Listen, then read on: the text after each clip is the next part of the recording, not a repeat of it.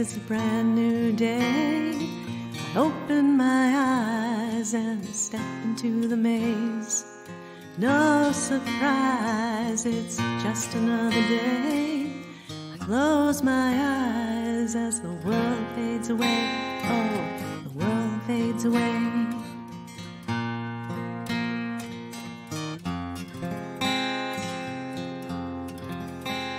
You're gonna fly and soar above the waves. You're gonna sing like there's nothing in your way. You're gonna dream, yeah, as you soar above the waves. You're gonna see that there's nothing in your way. There will come a day when you will find your way. Just use your wings.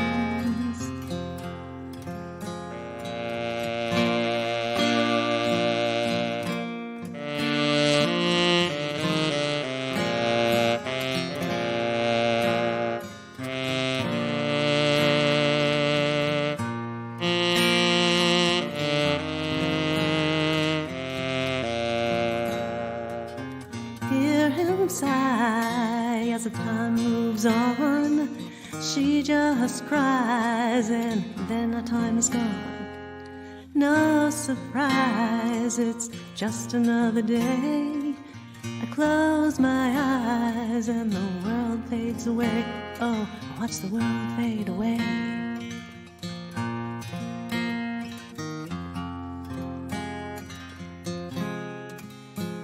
You're gonna fly and soar above the waves. You're gonna sing like there's nothing in your way. You're gonna dream, yeah, as you soar above the waves. You're gonna see that there's nothing in your way. There will come a day when you will find your way. Just use your wings and fly.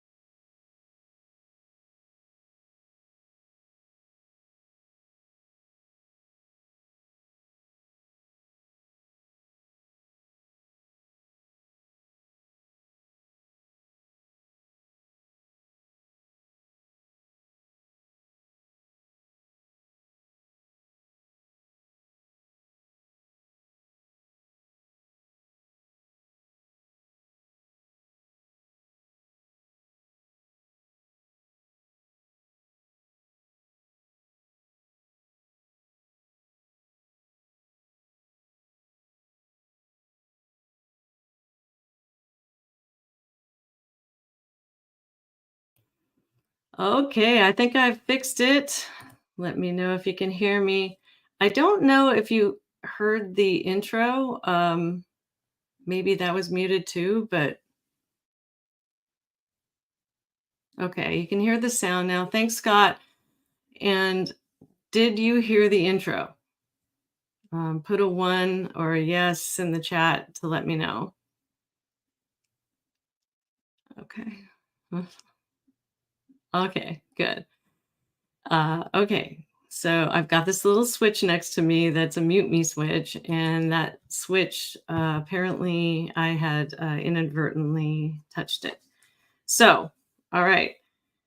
Well, in a way, I'm kind of glad that you didn't hear what I had to say because it was a little emotional. And of course, I can edit this and put it into a video later. But what the real thing I want to convey is that song that I wrote a year and a half ago was supposed to depict the life of a mental health counselor. And today, what I'm going to be doing is I am going to be looking at a counselor who had a really tough situation in his life. He was a school counselor and he dealt with a school shooting.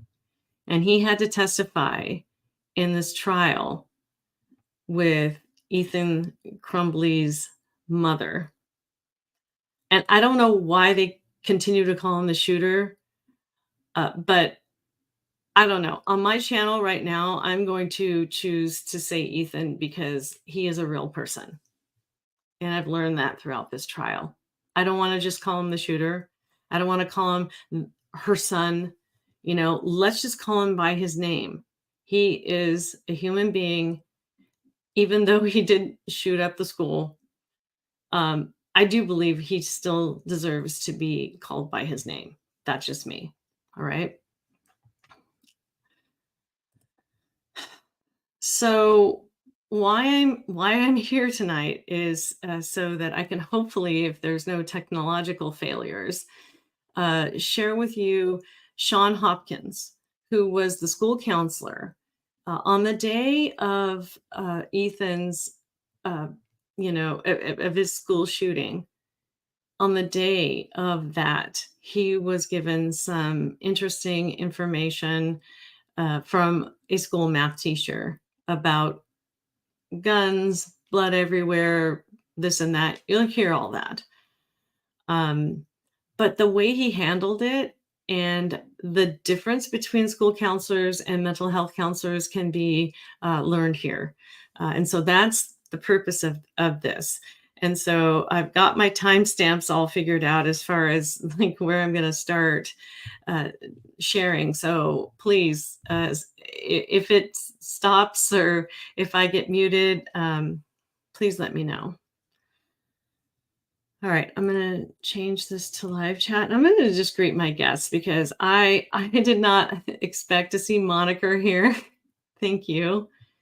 I thank you, Scotty, for being there. Always love you. And Smiley, I have not seen you in years and absolutely love you too. All right. All right. So let's get this going because what I fear is that the information is in my head right now and I want to get it out, and the longer I wait, then the longer it takes to recall some stuff. So okay, so for those of you who don't know about the case, Ethan Crumbley was a 15-year-old boy. He lived in Michigan in Oakland County, which is right next to the county that Scotty Detroit is in, and where my husband grew up. And he has decided that he wants to shoot up the school.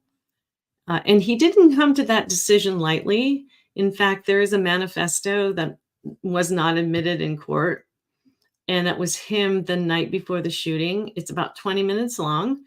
I'd be glad to link to it down below if you want to hear it. It's very disturbing.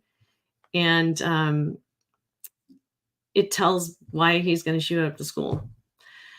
And the trial that's going on right now is for his mother because both of the parents have been charged with involuntary manslaughter, which means that they weren't directly involved, but their actions or inactions have inevitably contributed to the deaths of 4 students at Oxford High School. And that's Hannah, Madison, Tate, and Justin. So 2 girls and 2 boys. And there have been plenty of others who have been injured through this. And so Jennifer Crumbley's been on trial. She started, I think, all of the testimony and everything began last week, Thursday. I covered a little bit on Monday because there was such a hullabaloo in the trial on Friday. And so on Monday, I came in as I could and just covered the first witness. Now, the first witness was the horse stable owner. But then the second witness comes up and I'm like, shoot, I have stuff to do. And Shawn Hopkins, school counselor, like what better of a person to talk about mental health issues with than him. I didn't get to do it that day. And of course, I had to work Tuesday, Wednesday, and Thursday. And so it's Friday and it's Friday night. And I had to listen to the trial again because guess what? The defense and the prosecution both rested and they did their closing statements today. They sent the jury home and they're going to come back on Monday at 9 a.m. and they're going to start deliberating on Monday. And I think that is perfect timing because if I were a juror, I don't think I'd want to go right into deliberations, right into trying to figure out what's going on here. And there's so many nuances in this trial. I'm not going to go into all of them. All I am here for is just for you to watch me watch Shawn and also comment on some of the mental health issues because part of it is the access to the gun. They spent the first 2 days or the first day talking about his access, that a crime had been committed. The second day, they talked about his access to a gun. And then the third day I came on and we were talking about this. It's been going on all week. There's been some juicy stuff. If you are into watching these court cases, this is probably the juiciest one I have ever seen. I don't even know what does the word juicy mean? Hi, Jeanette. Thanks for watching. Oh my goodness. Yeah. Okay. So what I'm going to attempt to do now is I'm going to share my screen with you and we're going to look at Shawn Hopkins, who is the school counselor. So let me set the stage for you. And he will also confirm this, I guess. And if I get anything wrong, obviously believe him over me. But what happened was the gun was purchased as a present for Ethan Crumbley on the 26th of November, which was the day after Thanksgiving of 2021. And so, Black Friday, Jennifer says she's out shopping and the gun is being purchased for Ethan by his dad. So they buy a 9mm Sig Sauer and they purchase it on that day. And then the following Monday when Ethan is at school, a teacher notices that he's looking up some bullets on his phone. And they do report it to the school counselor. And then they do leave a voicemail message for Jennifer Crumbley on her phone. And it was just kind of a, he probably shouldn't be doing that in school and this and that. The next day was Tuesday, November 30th. And that day he was in his math class and he ended up making a drawing of some pretty disturbing things like a gun. And you'll see some of the stuff like, blood will be everywhere and all this other stuff happens with Ethan's math test. And his math teacher gets alarmed and goes to the dean of students, I believe first. It's either the dean of students or Shawn Hopkins, whoever was closest in proximity. I do believe it's Nick Ejak, who's the dean of students. And he's the one who's going to decide whether it's a disciplinary issue or if it's a mental health issue.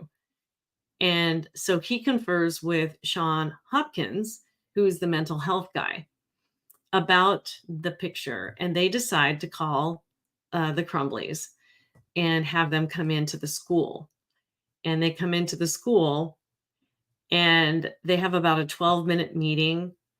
And Ethan is in there with his backpack. And the gun is in his backpack with the ammo. Nobody searched the backpack. Nobody asked him about the gun, but the parents didn't volunteer that information either. It was about a 12-minute meeting. They decided that Ethan needed mental health counseling. It was a mental health issue, that he needed to get mental health counseling within 48 hours, preferably that day, but within 48 hours. And the parents and Ethan were tasked with deciding whether or not he was going to stay at school or whether he was going to go home. And the parents said, we have to work. And so Ethan stays at school, and then he stays at school an hour and a half later at about 12:30 that afternoon. That's when the shooting started. And the state, or county or whatever in Michigan, whoever, I think it's the people, they decided to press charges. Not only, well, they eventually apprehended Ethan and took him into custody, but they also questioned the parents and ended up having to press charges, or ended up deciding to press charges against the parents. So what makes this such a precedent-setting case is that if you have a child who has behavioral issues, can you be held legally liable for what they do? And that's what the question is in case here, and what the jury is going to have to decide. All of the evidence has been presented. There have been countless courtroom shenanigans and drama and unprofessionalism. Again, if you want some entertainment, just go ahead and watch them all. I'm not here to provide all of that stuff for you, but I did want to, and I intended to do this whole Shawn Hopkins thing, doing it from a video screen record that I had recorded, but that has been since deleted, and I didn't feel like doing it again. So I'm doing this live right now, and I'm hoping it'll work. If it doesn't work, Scotty, somebody tell me. I'm going to look at the comments real quick. Hi, Boo. Aw, thanks for joining. Yeah. So I'm going to attempt to share my screen.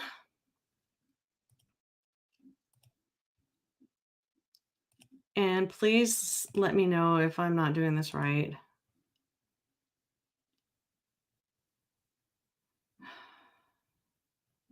I think it's this one. Yeah, okay. I'm going to share this one.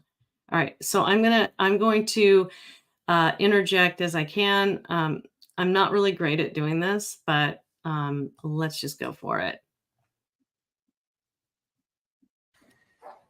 Sir, did you work with the Oxford High School in November 2021? I did. Okay. And what did you do there? I was a counselor at the high school. Do you still work with Oxford School District? I am currently on leave through the end of the school year. So you said you were a counselor. What exactly does that mean? As a counselor, I oversaw my caseload of students. I had approximately 400 students while at Oxford High School. I helped them with post-secondary planning, scheduling. I helped them also with social emotional issues and really kind of working with them holistically throughout their time in school. Okay, so you said you had about 400 students in your caseload, is that right? That is correct. Okay, so how many students, if you know, attended Oxford High School in November of 2021? I believe it was around either 1750, 1800. Okay, so how many counselors were there? There were 4 counselors with main caseloads, and then we had a counselor who had early college students. Okay, so the 4 you call them main counselors, would they have a similar type of caseload? Yep, we were divided out alphabetically, so we each took about an equal amount of students. So you described a few different duties. Did you have any primary responsibilities as a counselor, or did you sort of have a lot of different responsibilities? I would call it a lot of different responsibilities that were all primary. Okay. I don't know that there was one that we would put above the other that I described. So in your general caseload, did you have regular meetings with students, or was it as an as-needed basis? Both, actually. We did have a couple meetings per year that were scheduled, especially with seniors. We would meet with them regularly, and then we would meet once per year to go over scheduling and making sure that students were getting everything they needed for graduation, and then on an as-needed basis for any students. Okay. So tell me about your background, please. Well, I graduated from college in 2009, actually started as a youth pastor, worked in that role for from 2009 to 2018. I actually crossed over some with my time in the schools. I graduated with a master's in counseling from Oakland University in 2015, served the 2014-2015 school year as an intern at Oxford High School, and then was hired on full-time after that. Okay, is that where you had been employed up until, from that point up until the time you went on leave? No, I was at Oxford Bridges High School for the 2022-23 school year. Okay, what is that? That's the alternative high school within the Oxford Schools District for students who are credit deficient and at risk for graduation because of their credits. Okay, thank you. So did any of your responsibilities as a counselor at the high school involve disciplining students? They did not. Okay, so who would handle that? That would have been the dean or principals. Okay. So November of 2021, Oxford High School, at that point, were students still masked? They were. Okay. Was it in-person learning, or was it hybrid, or was it remote? It was primarily in person. We did have times when we were unable to stay in person due to amount of students out with COVID tracing. Okay, so it was in person whenever possible. That'd be Yes. correct. Okay. Now, what sort of issues would arise with the students in your caseload in the fall of 2021? It was a difficult time.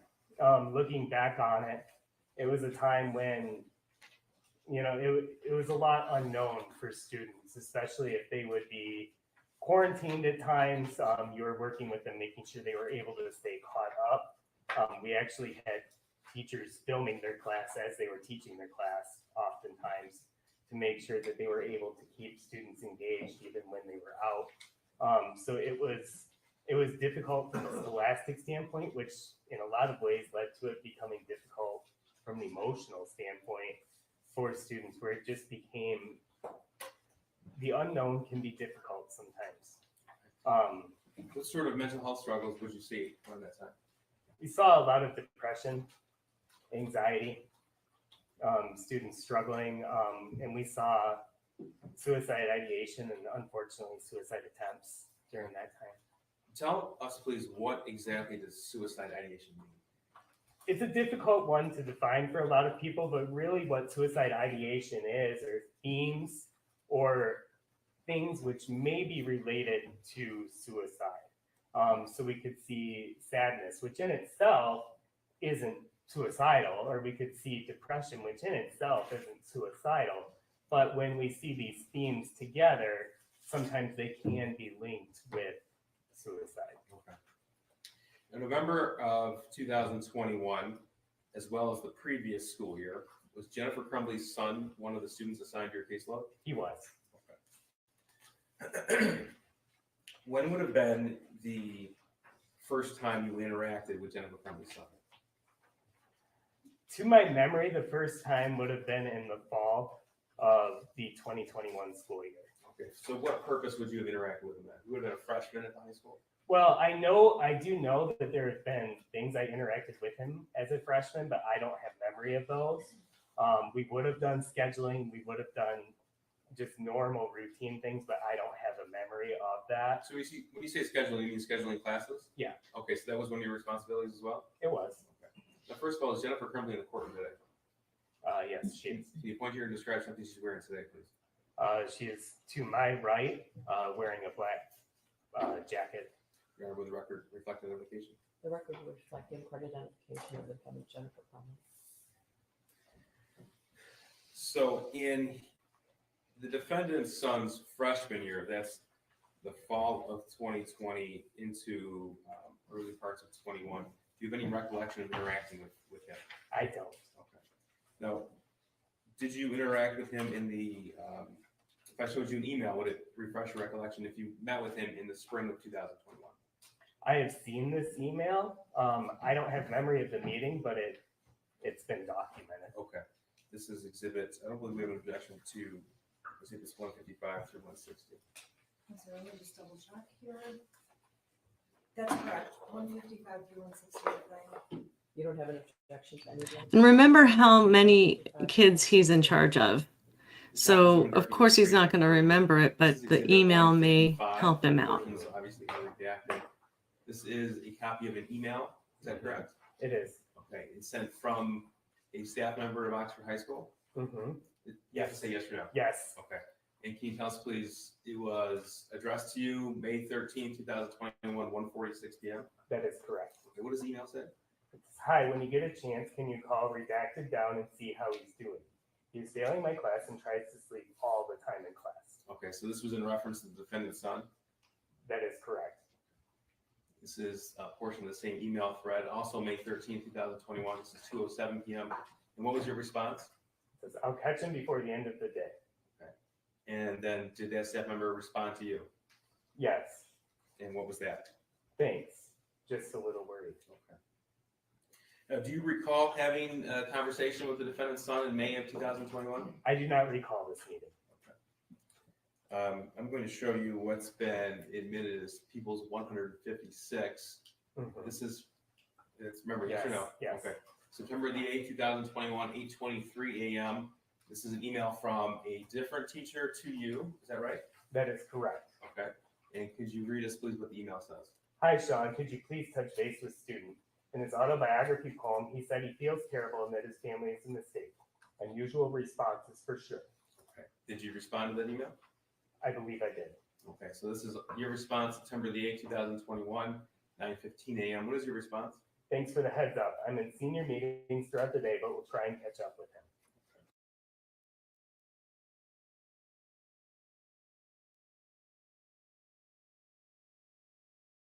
I just want to pause it here, and I wanted to let everybody know that as a counselor, you get emails all the time, and it's almost impossible to respond to them all. So, I just look at the look on his face. It's kind of like, oh my gosh, I've got so much stuff to do. I've got so many students that I'm in charge of, and maybe I didn't respond right away.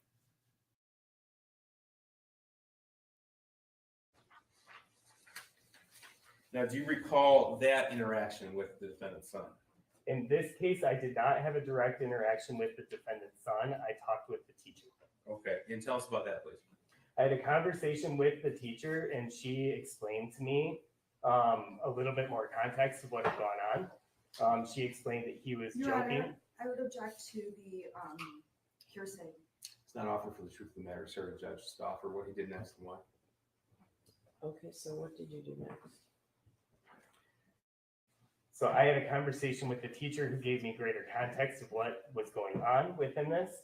And she stated that he was Your actually, Honor, I would object. I don't think it was clear to him. I'm Okay. sorry. Oh, that's all right. Based on your conversation with the teacher, what did you do next? Did you? I did Call not or have a email? meeting. I did not have a meeting with the student Okay. at this time. And did you send an email to either the defendant or her husband, or a phone call to either the defendant or her husband? I did not. Okay, that's all.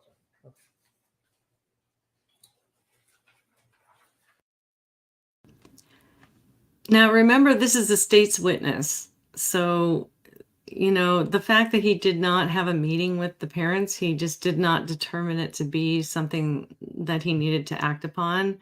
And that's what we have to do as counselors. Now, in Oxford High School, are grades posted so parents can follow along? They are. Okay, and what system is that? That is through a system called Power School. Okay, They are given live updates through that system. and that's every parent of every student registered in Oxford School District that can follow along with assignments and things of that nature. Yes. And our parents also provided emailed updates to Power School. I believe that they can get notifications through the Power School system. And that's sent to email? I'm not sure. If you, how that is if you know, that's all right. All right. Now, this was September the 8th, 2021. I'm going to show you People's Exhibit 157. Now, this is November the 10th, 2021 at 2:45 p.m. This is an email to you. Is that right? That is correct. Okay. And can you tell us what this does, please? Student is having a rough time right now. He might need to speak with you. Okay. And then your response at 4:44 p.m. on November the 10th, 2021 was what? I'm sorry, I was in a meeting through the end of the day. I'll catch up with him. And I want to let you guys know, so November 10th, 2021, the actual school shooting occurred 20 days later, which was November 30th, 2021. Okay. And did you catch up with him? I did the following day. Okay. Tell us about that, please. I had a quick meeting in the hallway on his way to class and just let him know that if he needed somebody to talk to, that I could be there for him. Okay. Now, did you contact either that student's mother or father at that point? I did not. Okay. Did you send it an email? No. And why not? Because it was something that was very typical. I didn't have any information on the student other than he was sad, which to me is a pretty common thing and a normal thing. And I just wanted to be able to offer a bridge that if that student wanted to talk. Okay. And you offered that bridge to the student? I did meet with that student in the hallway and offered that opportunity. Okay. For the record, that was Jennifer Crumbley's son, is that correct? That is correct. Now, the next time you had any interaction with the defendant's son was November the 29th, 2021. Would that be right? Yes. This is Exhibit 158. Sir, this is an email to you that eventually was forwarded. Is that correct? This email was eventually forwarded to me fairly quickly after it was sent to the two on this email. Okay, so this is Monday, November 29th, 9:32 a.m. Can you read us, please, what the email says? I have a student during first hour today, defendant's son, who is on his phone looking at different bullets at the end of first hour today as I was walking around the room passing out their essays. I didn't get a chance to investigate it a bit further since it was the end of the hour. Now that he's on my radar, I'm also noticing some of his previous work that he's completed from earlier in the year leans a bit toward the violent side. I can bring these things later today during my 5th hour prep if you would like them. Okay, so this was 9:32 a.m. and you weren't on the initial email, but it was forwarded to you. It was forwarded to me. Okay, and tell us what happened next, please. At this point, I received a phone call from Pam Fine, who was on the original email, asking if I would be able to come to her office. She was planning to call down the student and meet to discuss the contents of this email. Now, in the realm of either a school counselor or someone who's in discipline of students, there are certain levels of escalation when it comes to contacting a student and or a parent. Would that be right? I would agree with that, yes. Okay. So there's a check-in. Your Honor, I would ask that the witness answer the questions and avoid the leading questions. Please. All right, great. Okay, so earlier you testified that you had just met with the student's teacher in September of 2021. Yes, Okay, and you felt that was sufficient at that point. yes, because I was able to gain more context. Okay. November the 10th of 2000, well, actually you met with him November the 11th, 2021. You took the next step to meet with him. Yes, Okay. And now a decision was made, you just testified that to actually bring the student into the office. that decision was made. I was not the one who made that decision. Sure. But as far as you're concerned in your role, what are the levels of escalation to contact either a parent or somebody else? It depends on the situation. If it's a discipline issue, I'd be contacting a dean or a principal. And then they would be the ones leading the meeting from there. If it's a social emotional issue, or if I feel the student is at risk of harm to themselves, I would be contacting a parent. And this is really important to understand, is that there are two parts of this. So if it is a disciplinary issue, like say you're writing graffiti on the wall, or you're, doing something that will cause you to be expelled from the school. It's left to the dean of students to decide. And then also, if it's a mental health issue, then Shawn here has to deal with it and provide the appropriate references and referrals for mental health. So he was in a tough spot, but I think he's been in this spot before. And it's fairly typical for kids to be depressed and even have suicidal ideation and still remain in school and not shoot up the school. So let's see what happens here. In that case. Okay. So you said it was Pam Fine who was on that initial email, and what was her role at Oxford High School? She was a restorative practices coordinator at that time. So tell me what happened after you received that phone call. I walked to Pam Fine's office, and the student had been called down and then walked into her office. Okay, the student being the defendant's son? Yes. Okay, tell us about that meeting. It was fairly brief. I was there as student support throughout the meeting, not to have direct conversation about the content of the meeting, but it was really a chance to get an idea of what he was looking at and why. Okay. You said you were there for the standpoint of student support. What does that mean?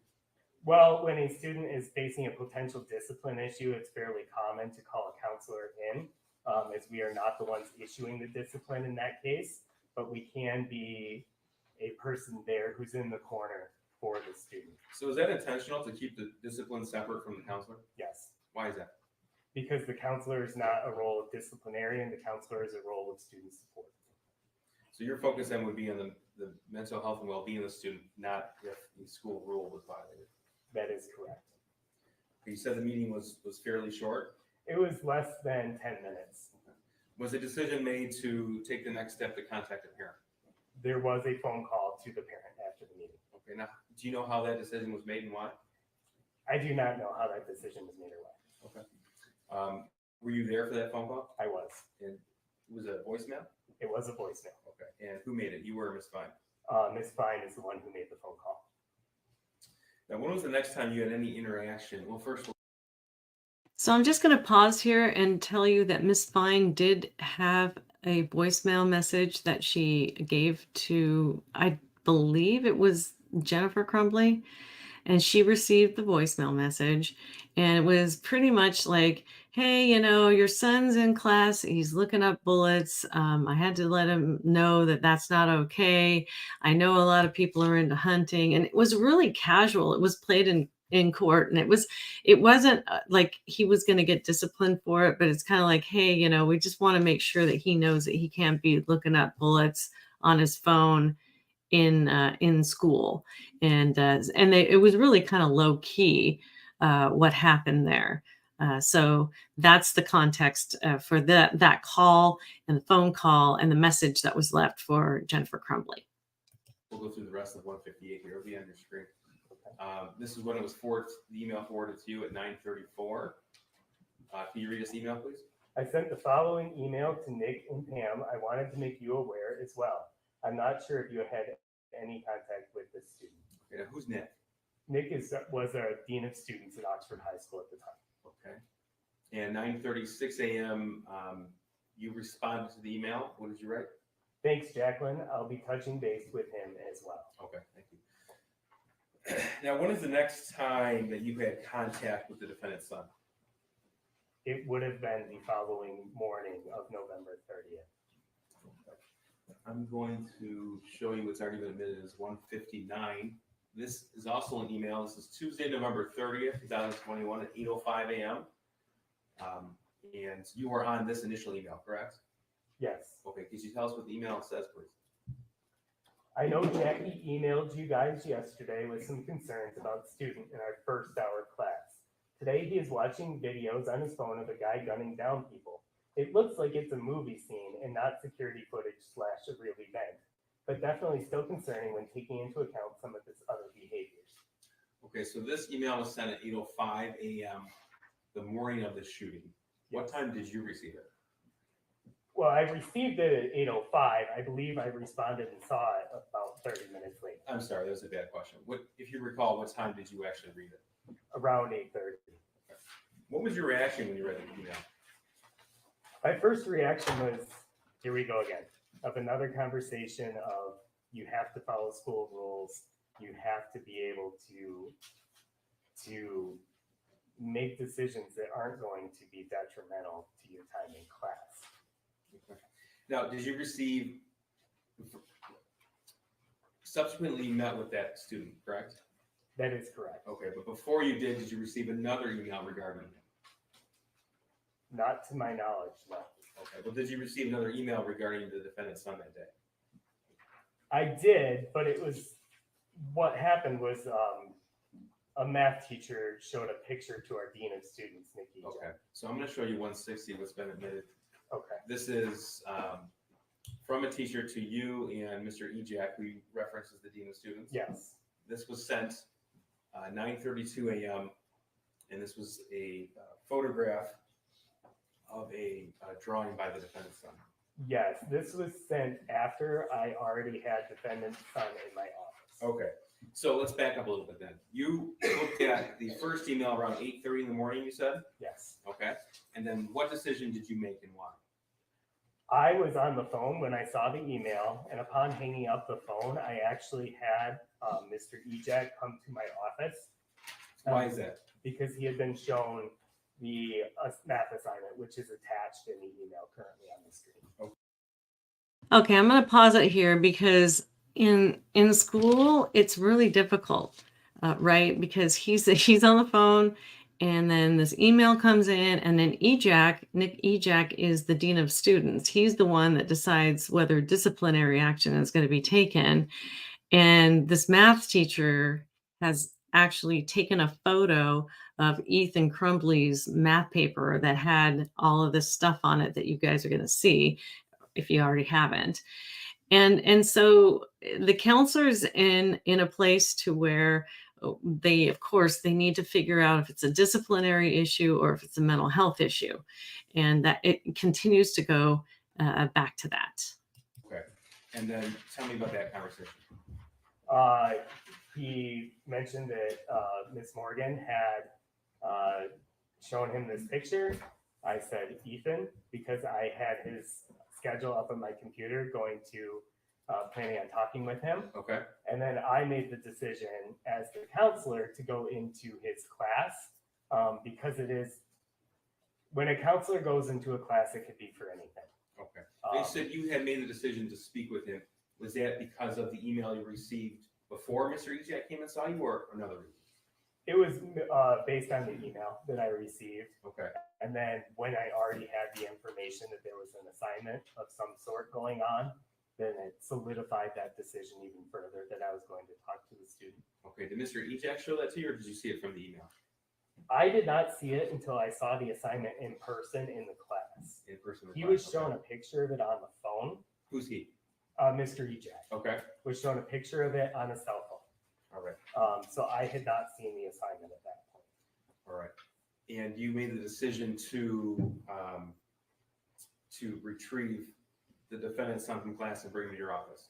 Yes, his classroom was actually close to my office when he was in that hour. Okay. And so I made the decision that as a counselor, it would be easier for me to walk in there because that's a pretty common thing. And then I ended up grabbing the assignment and walking back to my office with the student. Okay. Now the first time you saw that assignment was in person in that classroom. That's correct? I really didn't look at it much. I had it, Okay. but I wasn't studying it as we were walking back to my office. Okay, this is exhibit 123. It's already been admitted. Now there's things drawn out in words added and certain words crossed out. Was this the assignment that you retrieved from the defendant's son's classroom? Yes, it was. Okay. And then you brought the defendant's son back to your office. Is that right? Yes. Okay. And then when would you say is the first time that you really took a look at this? A couple minutes after being back into my office was when I really took a look at it. Okay.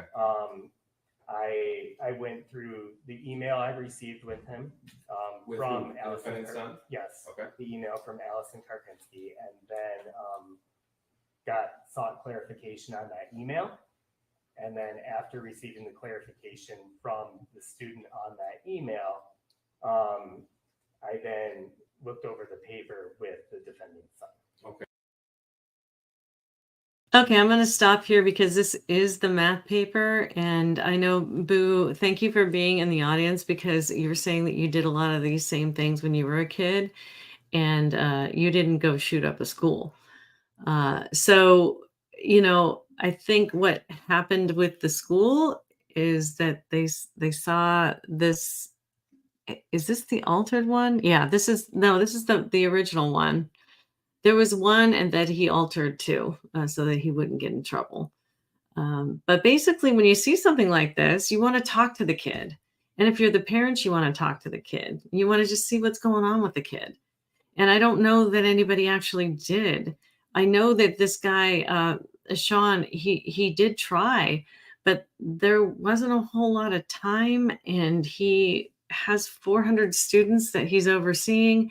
And then he calls in, I think he calls in the Crumbleys because of this drawing, and mainly because of the verbiage, is what the Nick Ejak, the dean of students, said. It wasn't more the drawings. It was more the verbal stuff. It says, oh, this is the altered one. This is not the original one. He had altered it to say video game, OHS rocks, and everything's happy. But the original one had a gun and said blood everywhere, you know, and all this other stuff. So, this is the he had altered this one. He had altered this. There are two of them. So hopefully they'll show the other one and we can talk a little bit more about that. But for now, I'll just go ahead and play this. Okay, and what was your thought when you saw this paper, Exhibit 123? My first thought was I wanted to get from him what he was doing. His initial response was that it was a video game, that he liked drawing for video games and liked being able to create in that way. So I let him describe it in that way at first, and then I asked him to talk about some of the words that he had written down. Okay, I remember it now. So the original piece of paper, the math test that Ethan had written on, the teacher had taken a picture of it and forwarded it to the dean of students and Shawn Hopkins here, as you see, the counselor. And then they ended up calling the mom and forwarding that as well. But what happened in the meantime is the original math test was still in Ethan's hands. So the teacher had taken a picture of it, but the original math test was in Ethan's hands. And so he erased it and started altering it into something else. So that's how it became two pieces there. I'm just remembering that now. Okay. By this point, stuck out to me. so by this point, had you seen the original drawing? No, Okay. So the words you were asking to explain were on this sheet here, 123. that is correct. Okay. So what words in particular stood out to you? I noticed the words of "I love my life so much," "the thoughts won't stop." I could make out "help me" under the crossed out part, and "harmless act." So it made me concerned that a student may potentially be suicidal or be displaying suicidal ideation. Okay. So I take it you didn't take the defendant's son explanation at face value. I didn't take it at face value. I accounted for it as his description, but I wanted to make sure that I was looking at as much of a picture as I could. Okay. So when you reviewed this drawing, and again, this is before you saw the original drawing, did you decide then to ask more pointed questions? I did. I really wanted to point out the words that were in the drawing because they were the easiest to see, and I wanted to get explanation for the words that wasn't just "it's a video game." Okay. Now, when you were speaking with the defendant in your office, did he have a mask on? He did. Okay. Did you have a mask on? I did. Could you tell what his demeanor was at that point? As best as you could, without complete facial expression. You still have tone of voice, you still have pace of speech. At this point, you never actually interacted with him without a mask. Would that be right? That is correct. So when you ask more pointed questions, tell us what happened next and why. His demeanor at first was very compliant.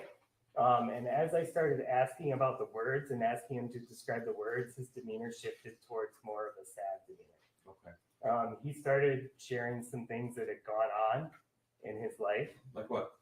He mentioned that a family dog had died recently.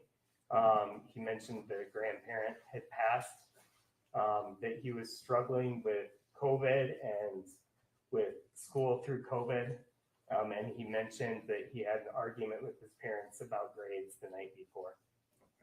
Did he tell you that a friend of his had abruptly left the state? He did mention that a friend of his had left. He didn't say the state, just wasn't attending school anymore. Okay. Now, did you make a decision based upon your conversation with him to call Jennifer Crumbley? I did. Okay. Now, is that before or after you saw the original drawing?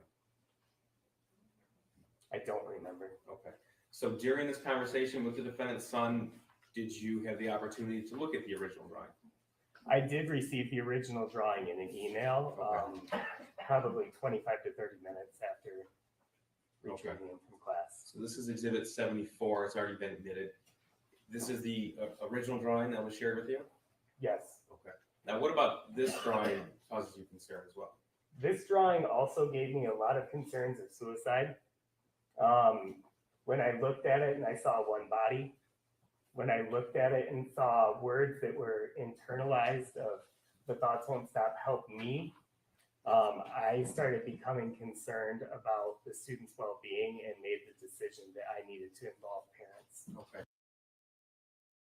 All right, yeah, so this is the original drawing, and so the counselor was concerned about suicide, which, you know, you would want to be concerned about suicide. And so just a little lesson here now with suicidal ideation or drawing and stuff like that, that's not a threat, but what you're wanting to look for is, do you have a plan? Do you have the thoughts? Obviously, he's got some thoughts, blood everywhere, my life is useless or something like that. The thoughts won't stop and help me. So those are all thoughts. And feelings, we would want to probably, describe those feelings. But we want to know what the actions or potential actions are going to be here. We're going to want to know what his intentions are. And so there's where the imminence is. Now, he could lie to you. I could say, hey, are you planning on killing yourself? Are you planning on doing something, to yourself to hurt yourself? And he could say, no, this is just a video game sort of thing. And he could totally lie. But we would want to probably refer, and Shawn is absolutely right here. We would want to refer on to a licensed mental health counselor out in the community to be able to assess that appropriately. But we would also, and this is where I think possibly that Oxford dropped the ball, is they did not ask about the means. You always have to ask about the means. And yes, everybody, I know Boo is probably out there saying, yes, we all have the means to do it in any way we can. But because there's a gun on the screen, I would hope, and this is what I would have done, is I would have said, does he have a gun? And nobody asked that question. Nobody. But there were 3 guns in the home. There was 2 22s and the Sig Sauer that they had bought just on Black Friday before this Tuesday of the 30th, right? The 26th, they bought the Sig Sauer. The 27th, they went to the shooting range. It was all publicized. It was all on Instagram. And then on Monday, he was looking up bullets. And then Tuesday, this came up on his math class. I don't know why the school counselor or the dean of students did not ask, do you have access to a gun? Do you have access to a firearm? Or that the parents didn't even offer that information up, which we will find out. Sorry if I'm rambling, but that is what I'm thinking about this drawing. I'll go ahead and mute myself and continue this video, and then hopefully respond to people in chat.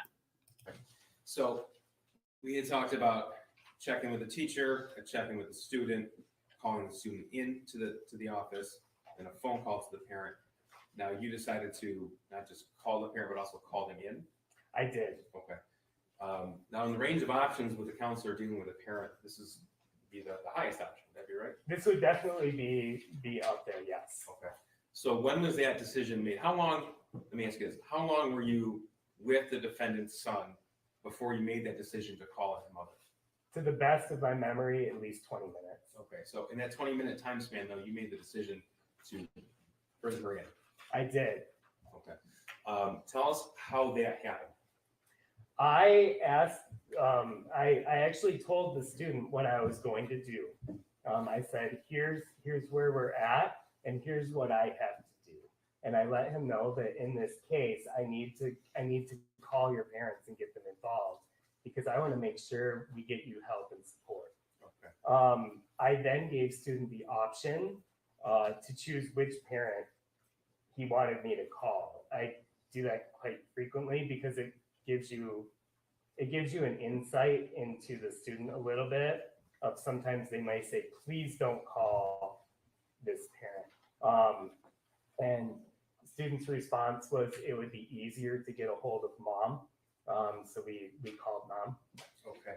Now, did you tell him that you had concerns of suicidal ideation before you called Jennifer Crumbley? I do not believe that I told him that, no. And you indicated that you had seen in the fall of 2021 other aspects of suicidal ideation in other students? Yes, Okay. And you said even some students had even attempted suicide? sadly, yes. Okay. So you've had these sort of meetings where you call a parent in before? I have. Okay. And you said it was the defendant's son to call Jennifer Crumbley, or at least you'd have an easier time getting a hold of her? Yeah, that was the statement. So I called mom, and I Mom believe, being the defendant, Jennifer Crumbley? yes, that is correct. And she was unable to answer that phone call. So I then asked, Well, how do you know that? It went to voicemail? yes, Okay. she did not answer She that did not phone answer. call. Okay. And so I asked the student if it was okay for me to call his dad, and he said yes. I called dad, and it sounded like there was an answer, but it was also kind of like just dead air on the phone. Okay. So I hung up, and a few moments later, I received a phone call back from Jennifer Crumbley. Okay. Now, if I told you that we had phone logs admitted into evidence that showed you left a message for Jennifer Crumbley at 9:24 a.m., would that sound right to you? That sounds about right, yes. Okay. And then it appeared from those same records that she had called you back at 9:27 a.m. Does that also sound right? That sounds about right. Okay. Tell us about the conversation between you and Jennifer Crumbley at 9:27 a.m. I let her know that I had the student in my office and I had some concerns and was hoping that she would be able to come into the school. Was that on your office line? It was on my office line, yes. Did you have the cell phone to your ear, or was it speakerphone? At that point, it was to my ear. And I believe that mom asked to speak with Ethan, or the student. So I then put it on speakerphone and allowed them to talk to each other as well. Okay, tell me about that, please. Mom asked the student what was going on. And he didn't really have much, just kind of. Okay. Did you tell the defendant that you had a drawing you were going to send her, the math worksheet? I believe I did, yes. Okay. And then I sent it to her, Okay. to her cell phone. And So he sent the original drawing to Jennifer Crumbley in real time. So when he called her, she didn't have the drawing. But as they were speaking on the phone, he actually sent it to her then so that she could get a reaction from it. did she comment on that drawing, that math worksheet to you while she was on the phone with you? Not to my memory.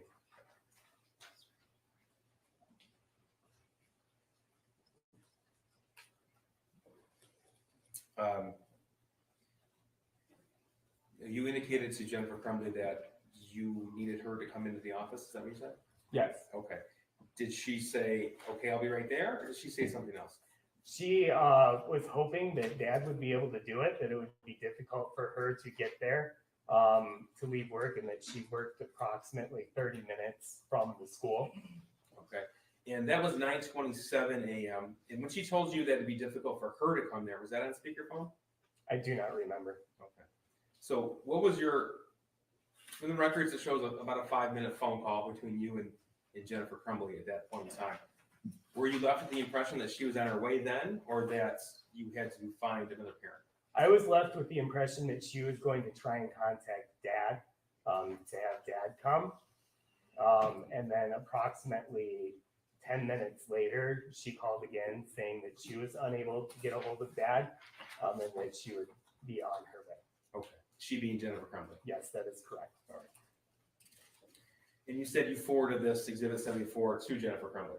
This was forwarded in the email. Okay. And then this Exhibit 123 was also forwarded to her. That was texted to her cell phone. Texted Jennifer Crumbley's cell phone. Yes.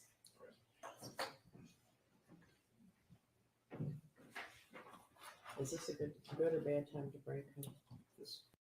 Okay, so they're going to break right now, and I'm going to have to try and find a timestamp or whatever to be able to get back to. They do take a break. He does come back on the stand. But yeah, so he received the altered version, or he sent the altered version through the email to Jennifer Crumbley, and then he sent in real time the real version of the drawing. So, however concerned a parent could be, be it as it may, apparently they felt it was concerning enough to call the parents in the school. I believe that they did the best job that they could. As so far, I'm not blaming the school. So I'm going to check the chat to see if there's any questions, and while I find the correct timestamp for the when he comes back on the stand after the break, I'll just go ahead and do that. 3:50:44. Wow, they must have went to lunch. Okay, so here he is back here.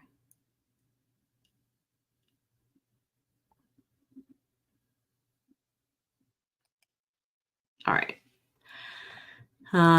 Look at me being all techie, I guess, as long as you can hear me, I guess. I don't know where Scotty Detroit went, but apparently he's watching out after me somewhere because he gives me a call and says, "Hey, girl, I can't hear you." Oh, my goodness.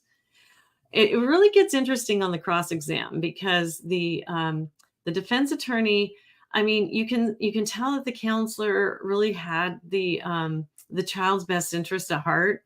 And you can tell that throughout the whole testimony, in my opinion. You can make your own judgments. But when the defense attorney comes in, she will, she doesn't necessarily rip him apart, but she does not, she's not real kind to him. Oh, thanks, Scott.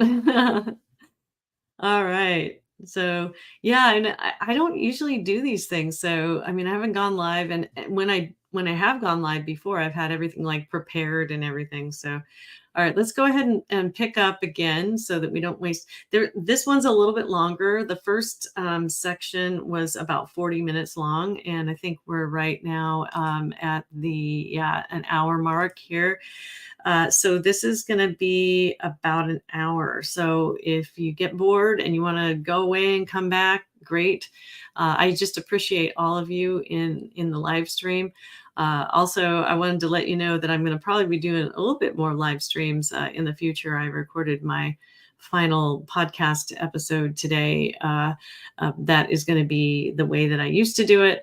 We're going to do it a little bit differently in the future. A little shorter, a little bit different format, but it's kind of cool that I'm going live tonight because I recorded my final podcast episode as I have done it today.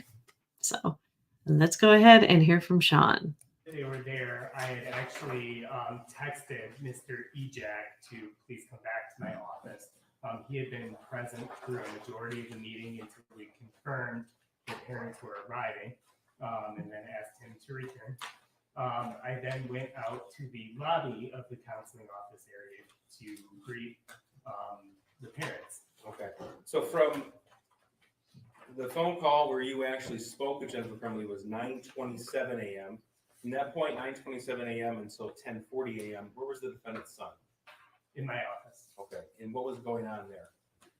There was a conversation between myself, the defendant's son, and Mr. Ejek was there as well until approximately 10 a.m. During that time, I was still trying to affirm that parents would be able to arrive, and I was talking with the student about really what I was going to be sharing with his parents. Okay. And tell me, sir, what was your expectation of the result of that meeting that you called? My hope was that they would set a plan to get help for their son. Okay. Was your expectation that they would take their son home? That was my hope. Your hope. Okay. So at 10:40 a.m., you welcome them into your office. Tell me what happens next. We walked back into my office. The student was in there. And then mom and dad sat down. There were 3 seats in my office, 2 directly across from me, and then 1 that was kind of off the corner of my desk a little more. The student was in one of the 2 across from me. Dad sat in one of those, and mom sat in the one that was more at a diagonal from where I was.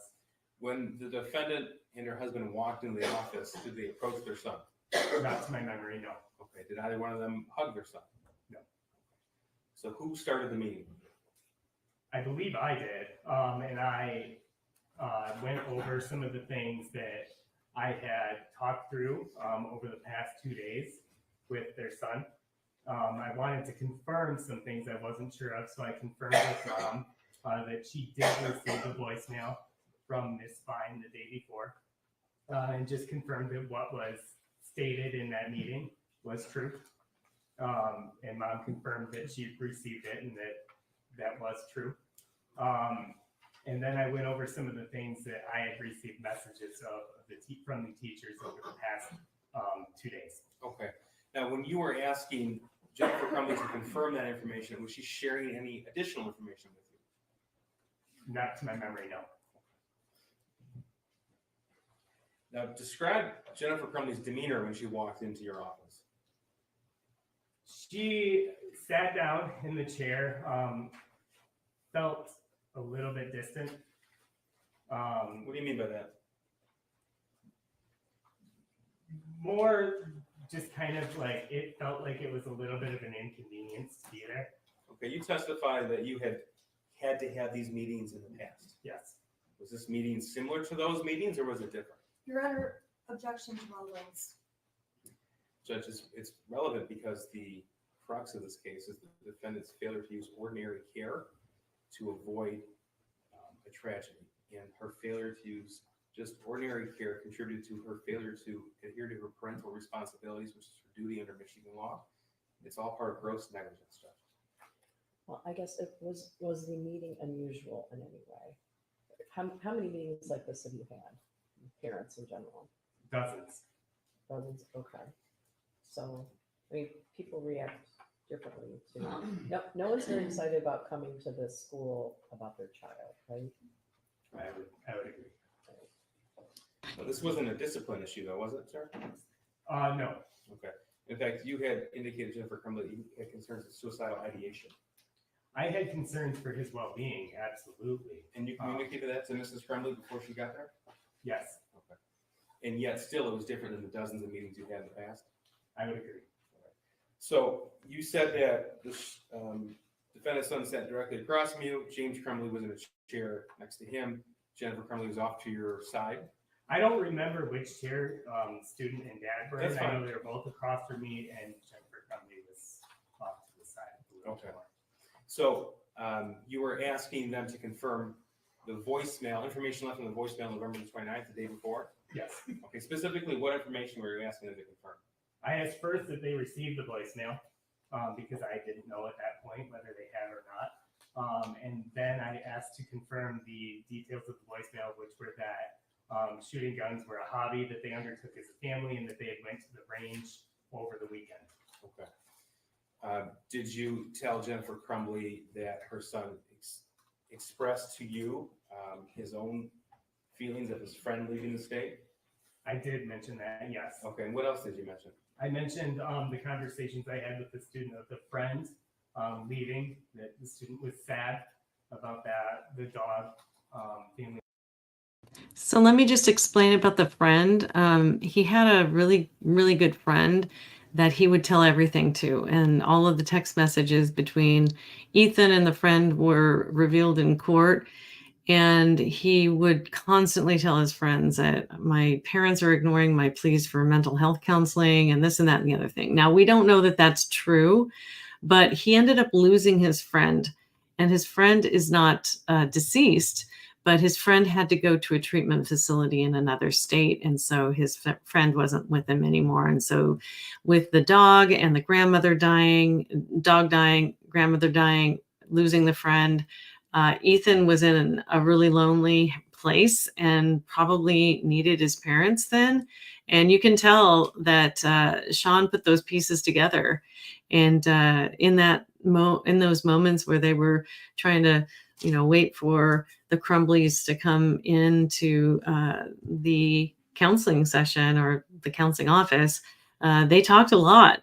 And I really do think that if other things had happened that day, this could have been averted. It's hindsight's 2020, but I do think that he did the very best that he could up to this point here. So. Dog passing, grandparent, COVID being hard, and all of those which were told to me by the student were also confirmed by the parents. Now, when you say confirmed, I take it that, I don't want to put words in your mouth, but this didn't catch Jennifer Crumbley by surprise. It did not feel as though it was new information to the parents. All right. Now, you testified that it was your hope that they would take him home that day. What do you mean by that? I wanted to make sure the student was able to get the support that I felt was needed, and I was wanting it to be as soon as possible. Okay. Did you feel like that he could be left alone at that point? I did not want him left alone at that point. In fact, that's why I kept him in my office until I could make contact with parents. Okay. And you communicated that to the defendant? I do not remember if I communicated that to the defendant. Okay. So when you discussed, well, first of all, did you communicate your hope that they take him home to the defendant? Yes. My words were, I want him to be seen as soon as possible, today if possible. And I actually provided a list of mental health resources and handed that to Mom.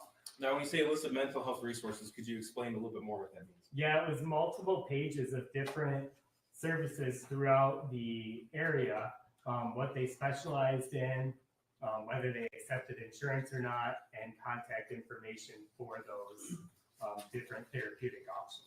Okay, and that was actually provided to the defendant and her husband? I handed it to Mom. Now, when you communicated your expectation, what was Jennifer Crumbley's response? I didn't feel as if it was going to be an absolute no, but it was made quite clear that it wasn't possible to do it that day. Why do you say it was made clear it wasn't possible to do it that That they had to return to work and they were unable to do it that day. Well, who said that? Mom. Mom isn't Jennifer Crumbley? Yes. Did she speak for James or did James speak as well? I don't remember James speaking on that topic.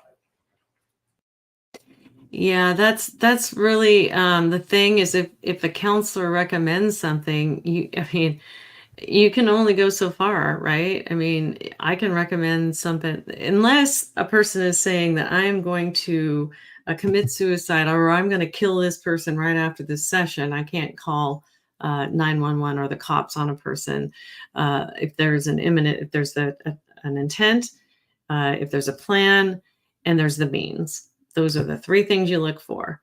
And so this guy was a little bit handcuffed because he didn't know about the fact that Ethan had access to a gun. I think it would have been so much more helpful if he would have known that.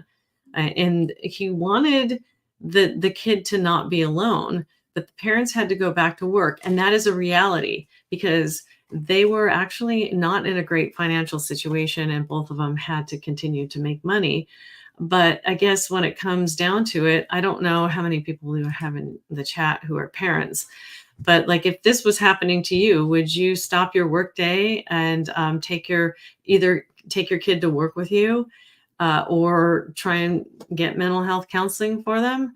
Um, I'm not a parent, so I can't say, what I would do. I know Scott's not a parent either. Jeanette, you are. I'm not sure about Monica. I know Boo, you're not a parent. Those are the only people I see in my chat right now. But that's the question we want to ask, is that, do we take them home or do we leave them at school? And apparently the Crumbleys decided to leave him at school. And that's what they decided. So what happened next? My comment was, then I said I'd like to see him as soon as possible. Today is possible. I was told today is not possible, so I said, is 48 hours possible? I will be following up. In those dozens of meetings in the past, had anyone ever said that they couldn't have their son go with them that day? I had not had that happen in a situation. Never, I would object to the relevance. It's the same response as the last objection. Okay, well, I guess you'd want to back up even further. Have you ever asked parents to take their child home with them that day? Have you ever requested that before? The judge is really soft-spoken, but basically what she's actually asking the witness the question that, like, do you usually have parents agree to take children home that day, or do you not? I've encouraged parents to be able to get their son and or daughter help and therapy. I had never had it where it was feeling like I needed to push to make it happen. And you say the feeling like you needed to push to make it happen. That's what you're experiencing November the 30th, 2021. That is correct. Okay. So tell me what's going on through your mind at this point. I was a little caught off guard and a little confused because it was something that I wasn't really expecting that type of response, especially when parents came, and in fact, both parents came, which I wasn't expecting, nor did I request. I was a little surprised at their willingness to come, but then not completely follow through. Okay. Now, you told the defendant or husband that your opinion was this drawing showed suicidal ideation. Is that right? That was my opinion, and I did not. I saw it as somebody who was showing signs that could be associated with suicide, and so I took that, and out of just an abundance of caution, wanted to make sure that the student was able to get help. Okay. But you communicated that to the defendant. I did. Did you specifically ask them to take him home that day? I did not specifically ask them to take them home. I asked them to take him to get help and therapeutic help. Now, when it was made clear to you that Jennifer Crumbley was not going to take her son home, and neither was James, what is your next step? My next step was to try and think of what is best for this student in front of me in this moment. Okay. And tell me about your decision process. When I looked through it, it was clear they weren't going to take him that day. So my first thought was, I don't want him alone. I want to make sure somebody who's experiencing. Why didn't you want him alone? Because I don't want a student who may be suicidal alone. I cut you off. Please continue. I then, after determining I didn't want him alone, I went through different options of what needed to happen. At that point, the student had requested to be able to stay in class. And parents were on board with him staying in class as a good placement. I was with our dean, who would be the person who does discipline. And of the 4 adults in the room, I'm the one who can't remove a student from class. So I asked our dean if there was any reason from a discipline standpoint or anything that he needed to do from a discipline standpoint that would prevent the student from returning to class. And the response there? No. Okay, I want to stop right here because this counselor clearly does not know his power. and he deferred to the dean, which the dean clearly says it's a mental health issue. So Shawn's power right here is that it's my professional opinion that this child needs to go home and or be with other people. And I don't think that he was strong enough here. And there was somebody in our chat earlier who kind of alluded to that same thing. I don't think, let's see, I think he graduated in 2015. 15. So he's not an unseasoned counselor, but he clearly didn't know his power, or maybe he didn't within the school system. He was sort of handcuffed or something. But what I would have done is I would have strongly recommended something, and in that case, yeah. So what he did was deferred to the dean of students, who said, no, it's not a disciplinary issue. He can go back to class. Parents wanted him to go back to class. Kid wanted to go back to class so we could shoot up the school. And Shawn could have said, listen, he could have talked to the dean of students and say, it's my strong recommendation that he go home with one of his parents. He could have said that. He didn't. Nobody searched his bag either. I'm not putting this on the school, but I am saying that the school systems are overloaded with students, and the counselor to student ratio is absolutely awful. And this poor guy was, I was going to say under the gun, but that would be insensitive. But he was. And he had to make a snap decision. I don't know what y'all think in the chat, but let me see if anybody's even out there still. Nope. Okay. All right. We'll just continue this and see where it goes. So you told us that you were taken aback. You were a bit confused by the response of the defendant. And now you moved on to your next decision with the information in front of you. Is that when you turned to Mr. Ejak and requested information regarding discipline? It is. Okay. And how did the meeting end? Tell us about that. The meeting at that point ended fairly abruptly. What do you mean by that? Well, at that point, we had a student wanting to return to class. I knew that he wasn't going to be able to be removed to go get therapy that day. So I was kind of left with an option of, okay, this student, I can't keep a student from class if there isn't a reason to keep him from class. I asked if there was a discipline reason, and once we had kind of gotten to that point, I allowed the student to go back to class based on the information I had, and then mom asked if we were done. And those were her words. Are we done? Yeah. Okay. Yes. What was your response to that? My response was like, yes, so. Now, you let her son go back to class before James and Jennifer left your office. Is that right? There was a short time overlap of maybe 1 minute. So tell us what happened when it was communicated to the defendant's son that he could go back to class and he left. What happened in that time? There wasn't anything noteworthy or different than any other student I had leave my office. I wrote a pass to allow him back into the classroom, and he had his belongings and went to class. When he left, did either James or Jennifer hug him? Not to my memory, no. Did they say anything to him? Not to my memory. Did you say anything to him? I did. What did you say? When I handed him his pass, I just let him know that I cared about him. And why did you say that? Because I do. Like I did. It was an hour and a half with a student who is sad, with a student that we were talking about future plans.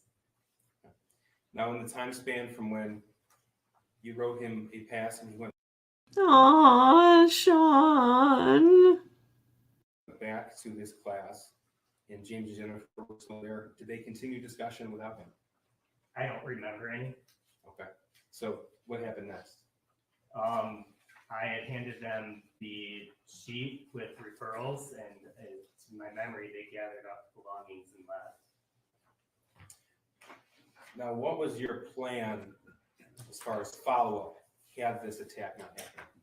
My plan as far as follow-up was I was going to meet with the student the next morning to see if there had been more discussions and more plans about getting help. And then if there had not, my plan was to call Child Protective Services. Now, how long would you say the meeting lasted from beginning to end? Less than 15 minutes. All right. And again, was that typical or atypical from these meetings that you've been in before? Objection. Same response, Judge. In your experience, how long do these meetings usually last? They vary. I mean, I've had some where parents came, got their kids, and it was 5 minutes. I've had some where we were in my office for an hour. So the instances where they grabbed their kid, it was quick.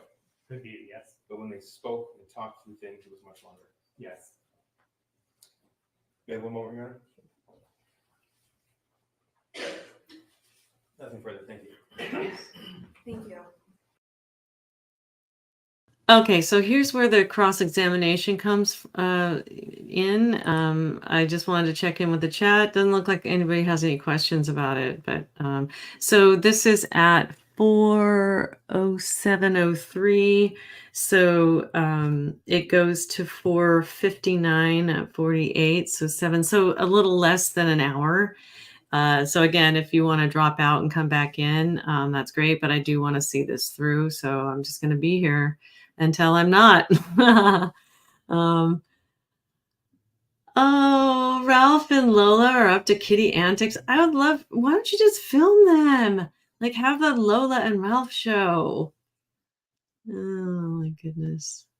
Oh, no worries, Boo. Go ahead and just leave. I mean, you know, I'm putting out my stuff because I want to. And you don't have to be under any obligation to stay, but I appreciate you being here for sure.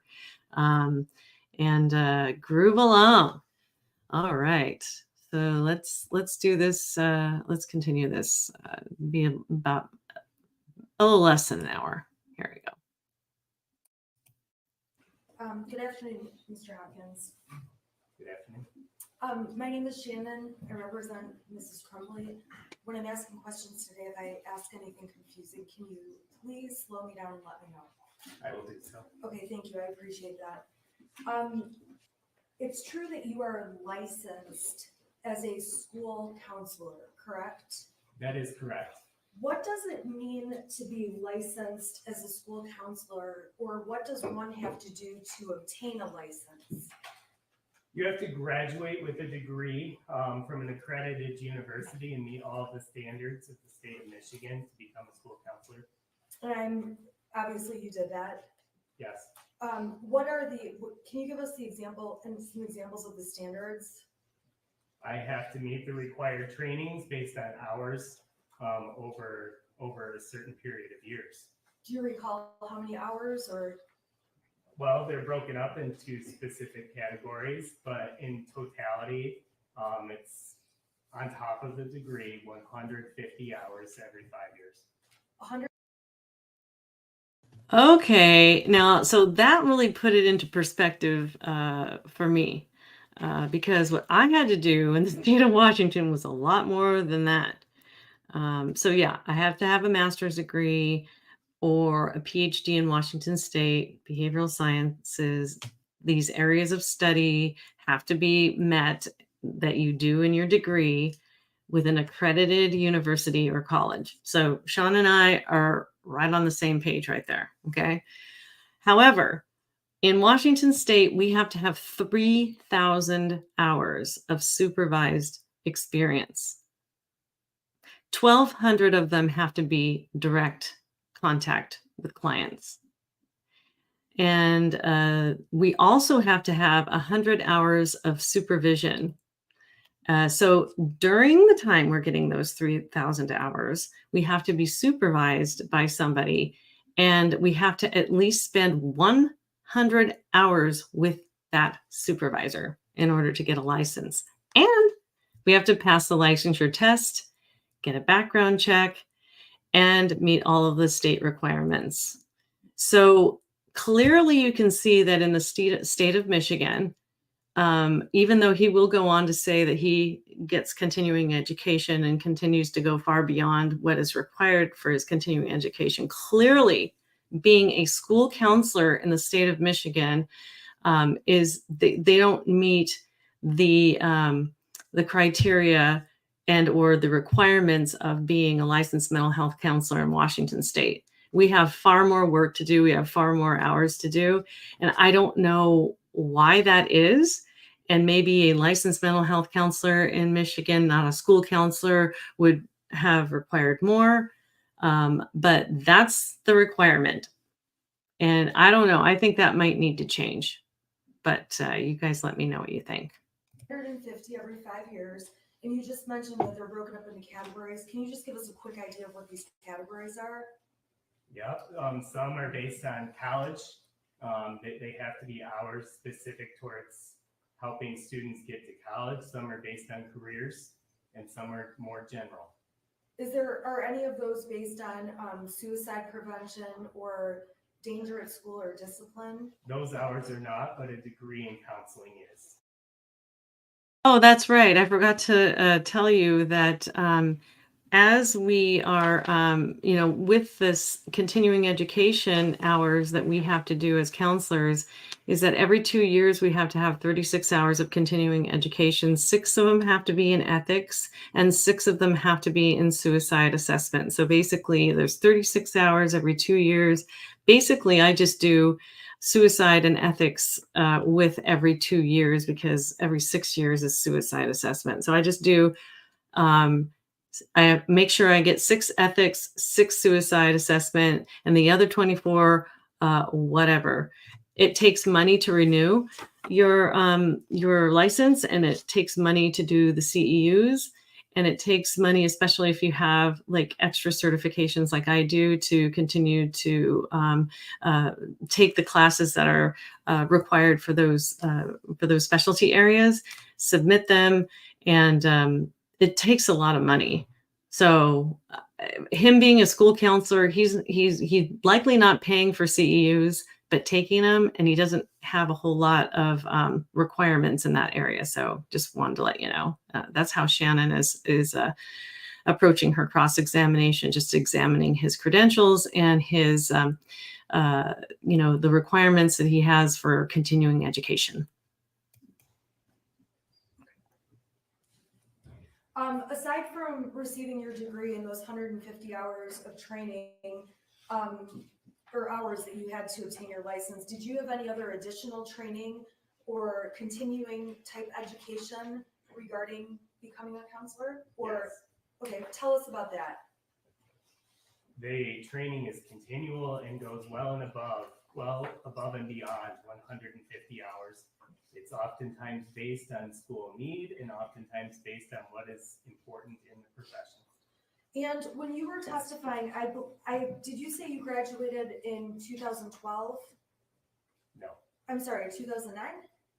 I graduated undergrad in 2009, master's in 2015. I'm sorry, okay, master's in 15. And at what point did you become licensed? Were you licensed, what year? I passed the school counseling exam in the summer of 2014.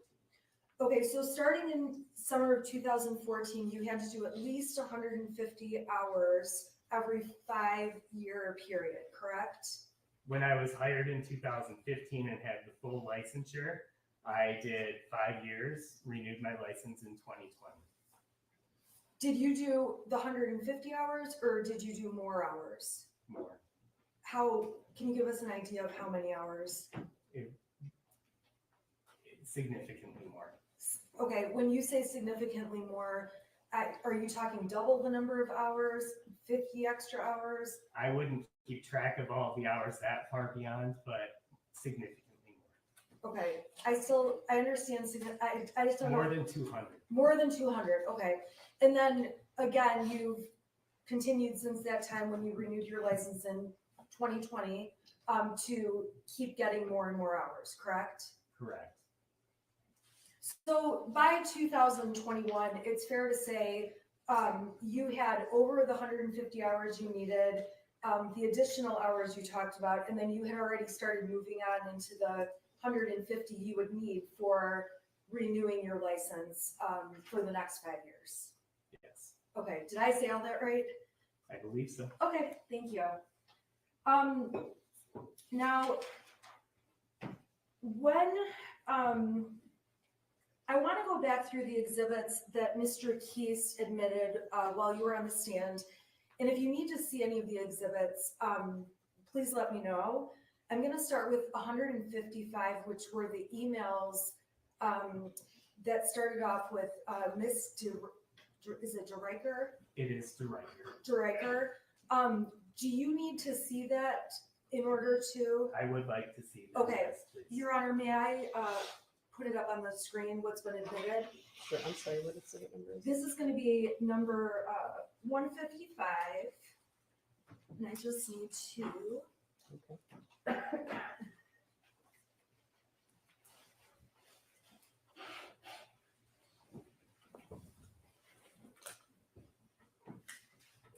Okay, so number 155, do you recall seeing this exhibit when Mr. Keast was speaking with you? Yes, he showed the bottom email portion.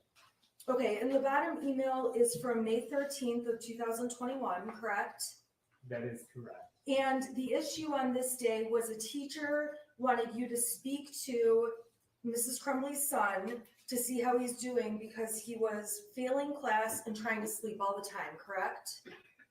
Yes, it states he is failing my class and tries to sleep all the time. Now, on this issue, on May 13th of 2021, I may have missed it. You don't recall meeting with Mrs. Crumbley's son to see what was going on, do you? I do not have memory of this meeting. Do you not have memory of the meeting, or did you not meet with him? Do you even know? I do not have memory of the meeting. Evidence that has been researched suggests that I did meet with him. At that time, in May of 2021, you did not call Mrs. Crumbley to discuss this falling asleep and failing of class, correct? To my memory, I did not. Thank you. I'm going to go to the next exhibit, which is number 156. Okay, and it's popping up on the screen. So number 156, this is from September of 2021. So a couple of months later, correct? Yes, and the next school year. Oh, that's what I was going to say. So the May would have been the end of one school year, and September would be the beginning of the next school year. Yes. Okay, in September, on September 8th of 2021 specifically, the Spanish teacher asked you to check in with Mrs. Crumbley's son because he had written a poem that said he felt terrible that his family is a mistake, correct? Yes, that is what she wrote in the email. Now, on this occasion, in September of 2021, did you speak with Mrs. Crumbley's son? No. You did not. Okay, so then it would also be fair to say that you did not call Mrs. Crumbley herself and let her know that this concern had taken place. Yes, as I stated earlier, I followed through with the teacher on Okay, this concern, and she gave me further clarification of what had occurred. okay, so at the end of the day, after further clarification, all said and done, this September 8th date, you did not place a phone call to Mrs. Crumbley. Correct. You did not email her or, I suppose, communicate with her in any way, correct? That is correct. I'm going a couple months later, we saw exhibit 157, and I'm gonna go ahead and put that up on the screen. Now, 157 is the emails dated, it looks like November 10th of 2021. This was an email from the Spanish teacher to you indicating that Mrs. Crumbley's son is having a rough time and may need to speak with you, correct? Yes, and she writes he is having a rough time right now. He might need to speak with you. And on this occasion, you did speak with Mrs. Crumbley's son, correct? I did. This was the occasion where you saw him in the hallway and had a conversation with him, correct? Yes, I caught him during passing time where there were a couple of minutes in between classes and let him know that if he needed someone to talk to, that I would be there. Okay, so you talked to him, offered support, let him know where he could find you, correct? Correct. Now, on this occasion, in November 10th of 2021, after speaking with Mrs. Crumbley's son, you did not call Mrs. Crumbley, correct? I did not. You did not email Mrs. Crumbley about what took place with her son, correct? I did not contact her in any way based on this email. So see how they're building the case Now that I'm gonna go the school to, was negligent? November 29th of 2021. This was admitted as People's Exhibit 158. Yeah, I've got it up on the screen. And this appears to be an email chain between you and Mrs. Cabina. Is that correct? Yes, she sent me, this is actually just saying that she forwarded the message. This is not the message. I apologize. This message, however, that's forwarded makes you aware that Mrs. Crumbley's son was looking at different bullets in his first hour class, correct? Yes, I do not have that email in front of me right now. So I don't have the exact wording. There it is. I'm sorry, it's page 2, so I just had to Thank you. scroll down. Thank you. Yeah, so it's alerting our Dean of Students and Ms. Fine that there was a student in first hour who was on his phone looking at different bullets at the end of the hour. Now, on this date, on November 29th, 2021, you did witness Miss Fine leaving a voicemail, letting Mrs. Crumbley know what happened, correct? That is correct. I witnessed Ms. Fine calling Ms. Crumbley and then leaving a voicemail regarding a conversation that happened during school. And this jury has already heard the voicemail. We can agree that there is no request by Ms. Fine or the school that Mrs. Crumbley return the call, correct? I don't remember the voicemail because I have not listened to it. It would not be odd to me if there was a request or not a request. Thank you. Now, in that voicemail, I'm sorry, I'm not going to ask you about the voicemail. At the time of this issue of looking at bullets, you and Pamela Fine discussed this issue, correct? What do you mean by discussed? I'm not sure I understand. I'm assuming and asking, did you and Ms. Fine discuss the fact that Mrs. Crumbley's son was looking up bullets? Are you asking in reference before the student arrived? Yes, before or when the student arrived, either. There was not much time between me getting there and the student arriving.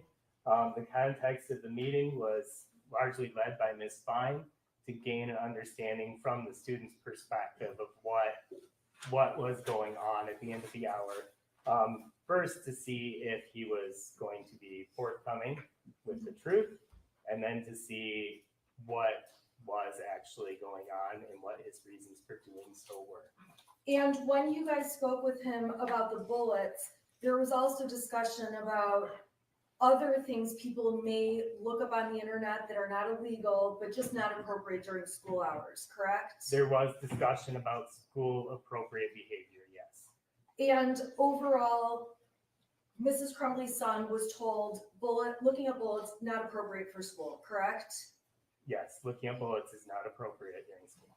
And beyond that, there was no further disciplinary action taken by the school other than just a notification, phone call, voicemail to Mrs. Crumbley. To my knowledge, but I would not be the one making the disciplinary decisions. As far as you know, though, that was the end of it. That was the end of my involvement in it. Okay. Now I'm going to turn to Exhibit 159. This was admitted when you testified, and this is an email that appears to be between Allison Karpinski, and this was sent to you by Ms. Karpinski. Do you recall this email? I do. Now, this email is dated on November 30th, 2021. Yes. Correct. And no, we agree, November 30th, 2021 is the day that ultimately becomes the shooting, the day of the shooting. Yes. And this email was sent at 8:05 a.m. by the teacher to you. Yes. And specifically mentions that Mrs. Crumbley's son was watching videos on his phone of a guy gunning down people, correct? It says that today he is watching videos of his phone of a guy gunning down people, and to continue, she writes, it looks like a movie scene and not security footage / a real event. Okay, so she represented that it looked like a movie scene. It doesn't look like a real event. Okay, but she mentioned that it's definitely still concerning, correct? Yeah, she says when taking into account some of his other behaviors, that she found it definitely still concerning. And that's the point that you want to bring home, is that in taking account and putting everything together, you do want to kind of form a big picture with those small details. And I don't know that the school actually did that appropriately. Now, when did you become aware that Mrs. Crumbley's son was watching these concerning videos? When I read the email.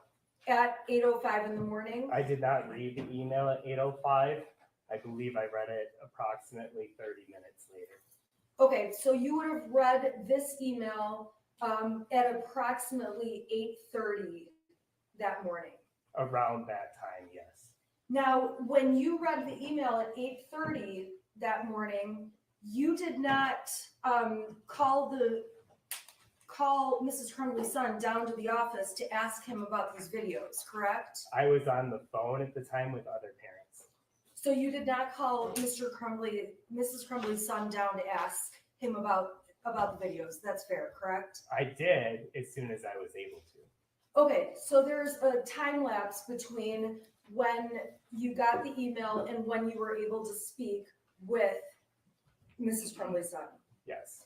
Now, when you spoke to Mrs. Crumbley's son, you did not ask him to bring up the videos and let you watch what he was watching, correct? Correct. I asked him what he was watching. And you relied on the information he provided to you about what he was watching. Exactly as I would if I asked him to show me the videos, yes. I'm sorry, I don't understand what that means. I was relying on him to provide the information, which would be the same as if I had asked him to show the videos. Okay, but if you saw the videos, you would know specifically what they look like.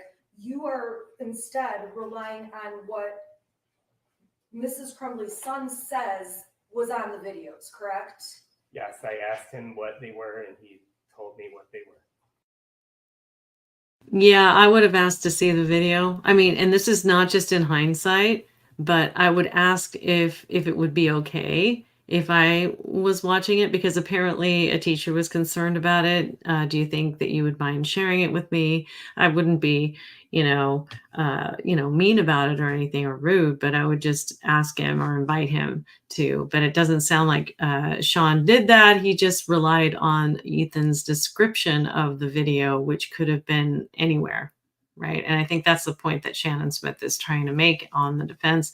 She's doing a great cross exam of him. I have to say, I was not impressed with her on the last stream I did. And she's handling herself a lot better on this day, for sure.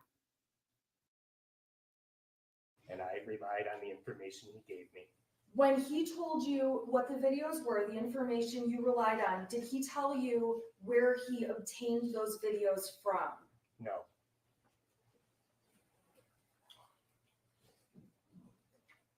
Do you have any idea, or did you ask how long he was looking at those videos for? I did not. Yeah, so she's trying to go for his credibility and she's trying to go for his Now, negligence. on November 30th, so about an hour after the time period we just discussed, that was when Miss Morgan made you aware of this math paper that we've discussed extensively in this trial, correct? Ms. Morgan did not make me aware of the math paper. She made Mr. Ejak aware of the math paper. I apologize. And then was it Mr. Ejak that made you aware of it? Yes. Okay, thank you. And thank you for clearing that up. Now, your testimony, you testified about the math paperwork, your observations, your thoughts about it on a couple of occasions over the last couple of years. Is that a fair statement? Yes. And when you saw the original photograph or the original math paper, we can agree that there is a gun drawn on the math paper. Which one are you referring to as the original? I'm speaking about the one, let me put it up on the screen. It would be, it's within Exhibit 160. And it's the prior to alterations, the math paper. Do you recall seeing this? There you Oh, go. thank you. Yes, I was sent this in an email approximately 30 minutes into our meeting. Okay, now when you saw, did you see the altered math test first, or did you see I called this the original. There's also one, because let's just be clear here. The shooter drew on a math paper, and what we see on the screen is that original drawing and writings. Is that correct? What you see here is the photograph taken by the math teacher. Of the original paper. As it was when she had it, yes.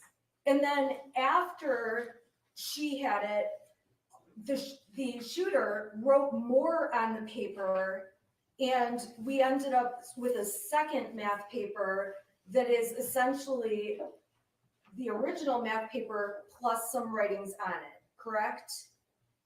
Well, it's doctored. Doctored, okay, right. So I'm gonna call this the original, and then I'm gonna call the other one with the additional writing the altered version. Is that okay with you? Understood. Okay, for the purpose of questioning. Okay, now I'm gonna open up the altered version as well, which was admitted as Exhibit 123, okay? So it's fair to say that you are familiar both with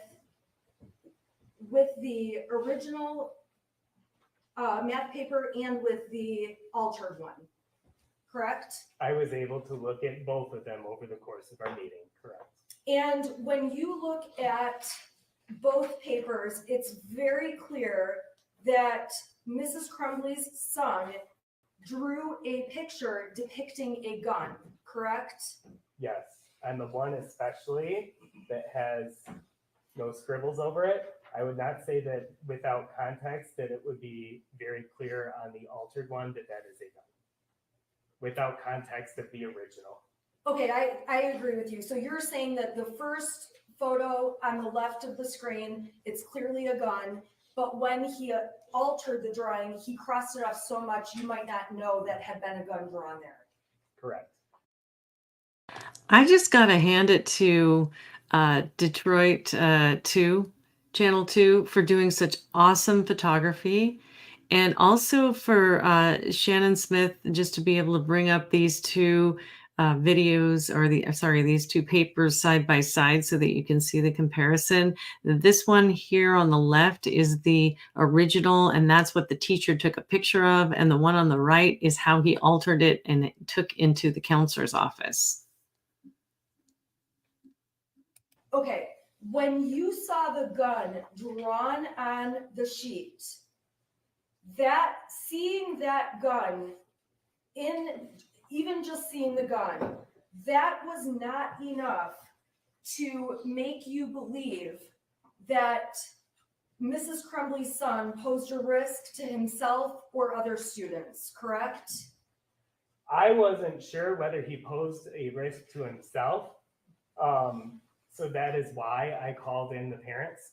Okay, I was concerned, and I wouldn't call in parents unless I was concerned. okay, so you called the parents in because you were concerned, but we can agree that seeing the drawings, just the drawings alone were not enough for you to conclude there is something dangerous to other people. When I take that in context, that is only a piece of the information I had. I also was looking at his demeanor throughout it. I also was asking questions to him, asking if he was a threat to himself or others, and taking his response of sadness, which is not a common threatening response. Okay, and it's in all fairness, and you've had lots of training on this, correct? I have had training on this. So you've been trained, you've been formally trained on how to assess this kind of information and how to deal with it, correct? Correct. And the number one way that I would be dealing with it would be to entrust the care to parents. To entrust the parents with the care of their child. Correct. Okay, so there Yeah. was talk at some point. Good answer. In the materials from this case about a step 1, step 2, step 3. Do you know what I'm talking about in terms of evaluating a suicide risk? I don't know what direct thing you're referring to. Okay, there's are there certain steps, if you do have concern, that you follow if a student is exhibiting what you called suicide ideation? Well, suicide ideation is very different than actively suicidal. Okay. So I wonder if what you're describing might be an active suicide checklist as opposed to what we do if we see suicidal ideation. Well, what do you do if you said in this case you were concerned about suicidal ideation, correct? Yes, So what do you do when it's a concern of suicidal ideation? I call the parents. Call the parents. Okay, and that's what you did obviously in this case. Yes. Okay, and one of the questions I do have for you, and I'm sorry though. I mean, if you have a person with suicidal ideation, you always want to have the questions of, do you have a plan? Do you have an intent? And do you have the means? And he should have known that as a school counselor to ask. I think he did say that he did ask him if he had the intention of doing anything. Is he going to be a threat to himself or others? But call the parents is the least he could do. I mean, if I were him, I would have probably expanded on that because he said he's got a sad demeanor. There had been problems from back in May, bullet research, that same morning, the violent video, and then the math test. I would definitely ask him about plan, intent, and means to suicide or to cause harm to others. But that's just me. I'm a little bit overly, well, obviously got more hours in, and more years, but also, a little bit on the paranoid side when it comes to kids. I'm just going to page 72 from the civil deposition. Did you guys hear that? Or was I muted? 72 of the civil deposition. Oh my Where I'm goodness. getting this question from.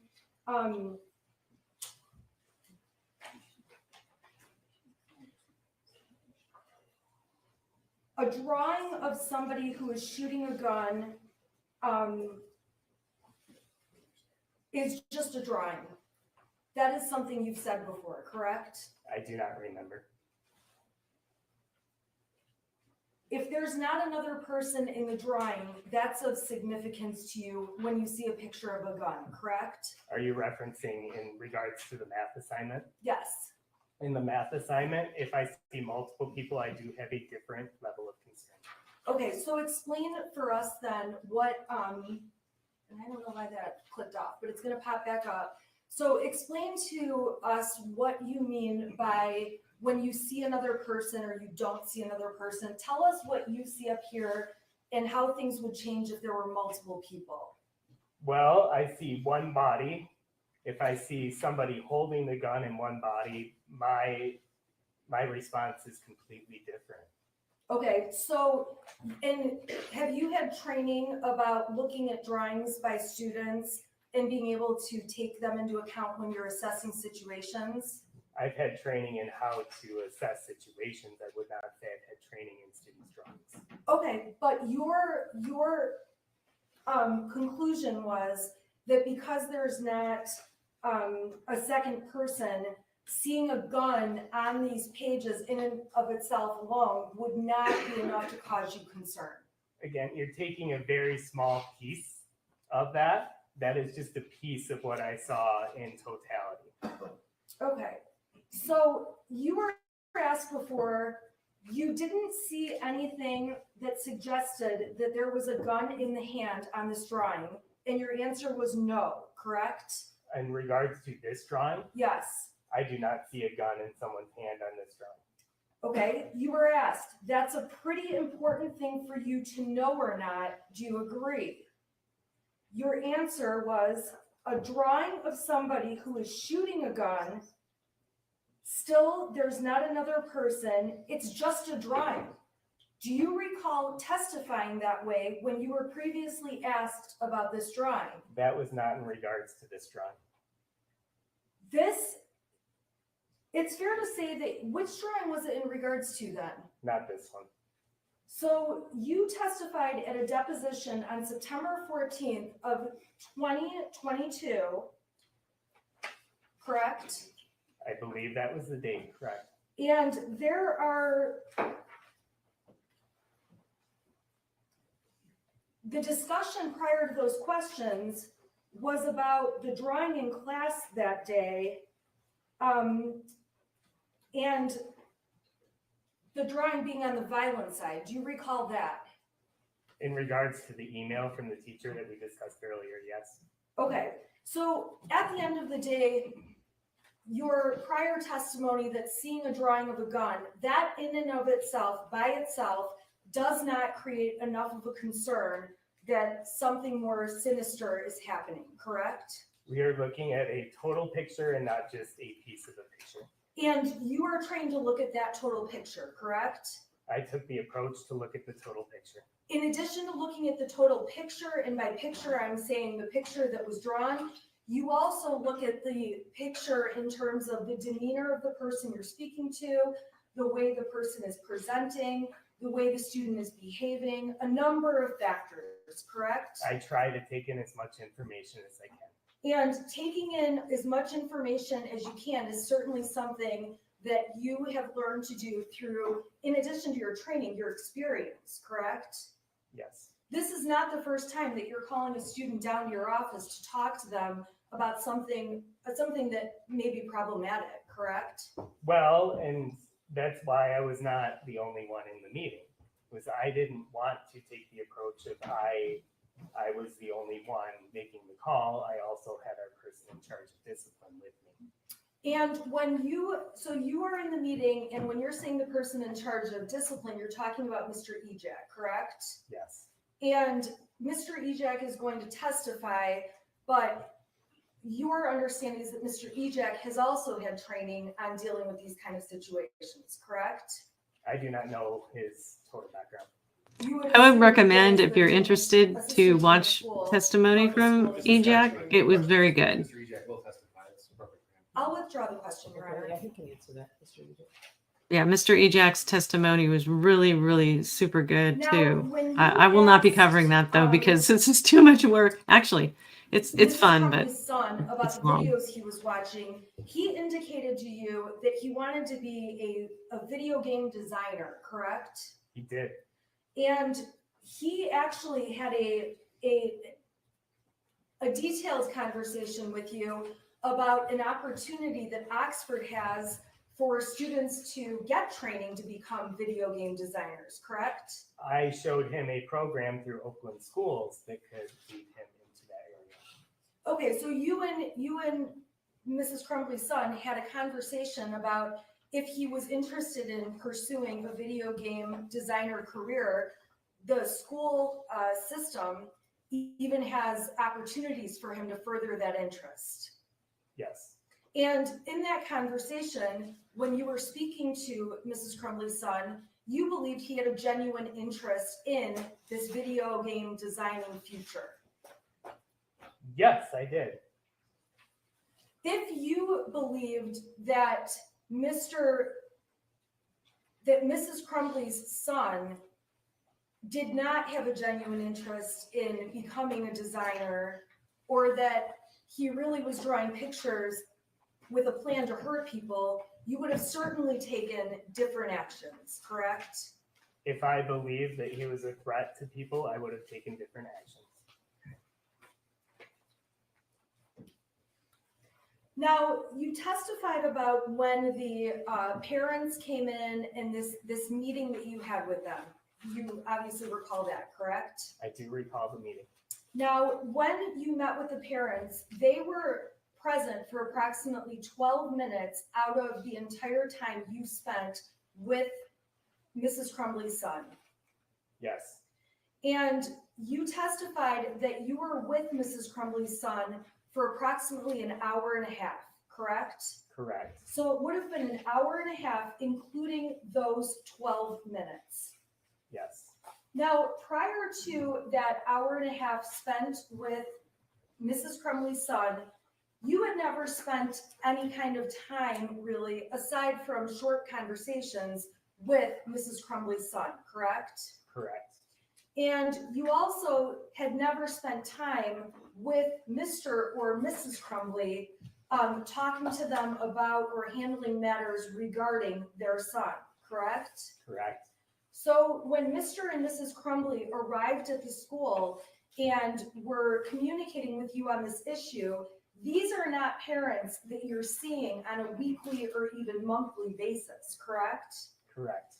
I imagine at the school there are other situations where you have students that are essentially frequent flyers down to your office, correct? I do know some students more than others. And some of the students that you deal with more frequently, you're also used to dealing with their parents on a more frequent basis, correct? Potentially correct. And the more times you have to deal with the parents and the more times you have to deal with their child, the more you get to know about the family and the dynamics of the relationships, correct? Yes, I would hope the more time I spend with someone, the better I know them. So when you are talking about how the Crumbleys greeted their son or did not hug their son, it's fair to say that you are not aware, you've never really seen the Crumbleys greet their son on other occasions, correct? Correct. I'm not making a judgment. I'm normal. I'm simply stating what happened.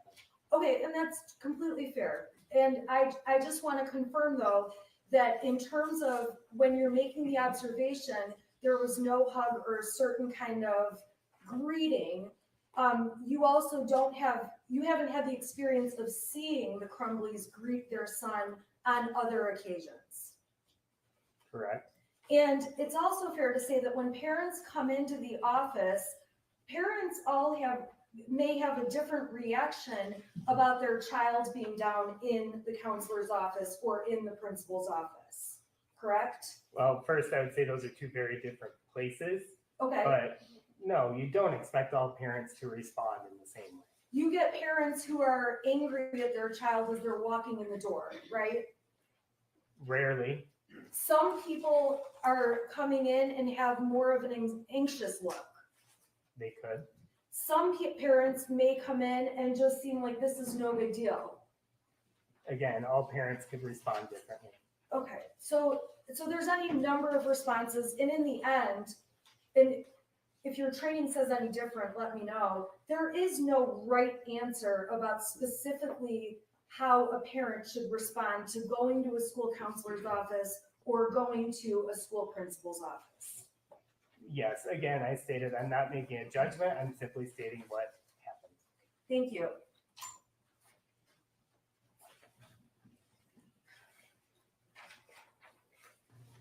What do you guys think so far? There's 4 of you out there. Oh no. Now, the dates She's about to that finish. we talked about are dates where obviously through the course of this investigation, you identified emails where you were involved with Mrs. Crumbley's son. Is that a fair statement? I'm not sure what your question is. Did you provide the emails that we talked about and that were admitted as exhibits? Did I provide them? The Oakland County Sheriff's Department had full access to my email. Okay, did you at any point go through your emails to take a look at any emails related to Mrs. Crumbley's son? On the night of the shooting, I did, with a police officer, go through and search for anything I could think of from that day and print and hand them to him. Okay, and then ultimately, any of these other emails we've seen were discovered by law enforcement? Yes, there's been a full cooperation with that. Okay, and I'm not trying to allege you haven't been cooperative, I'm just asking that those emails, obviously, I imagine all your emails are stored on some kind of a system. Would that be?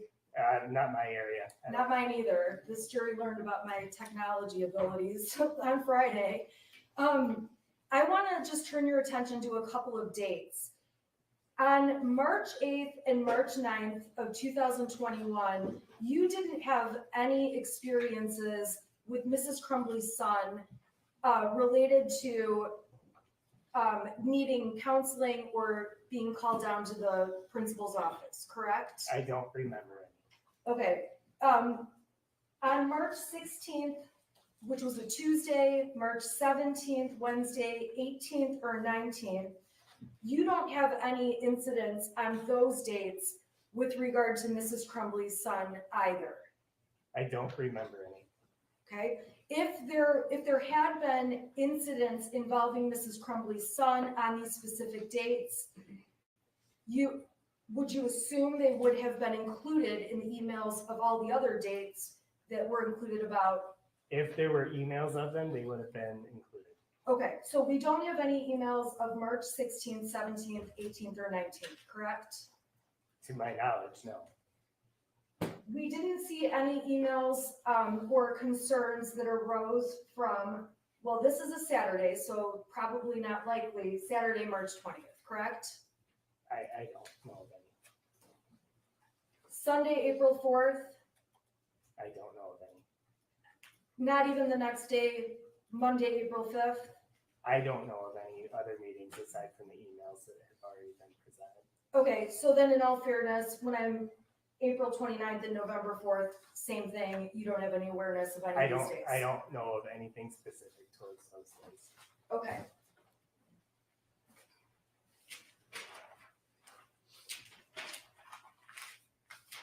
She's almost done. Now, you testified that it was your hope that Mr. and Mrs. Crumbley would take their son home and get him into a counselor that day, correct? Yes. When you had that hope, you gave them a list of counselors to suggest they call, and noting which ones took various insurance programs, correct? Yes, I provided a list of resources. Now, in terms of getting a counseling appointment within one day, you don't have any knowledge if those counselors on that list could guarantee a same-day appointment, correct? I don't know counselor schedules, and I can't speculate on what they would have had.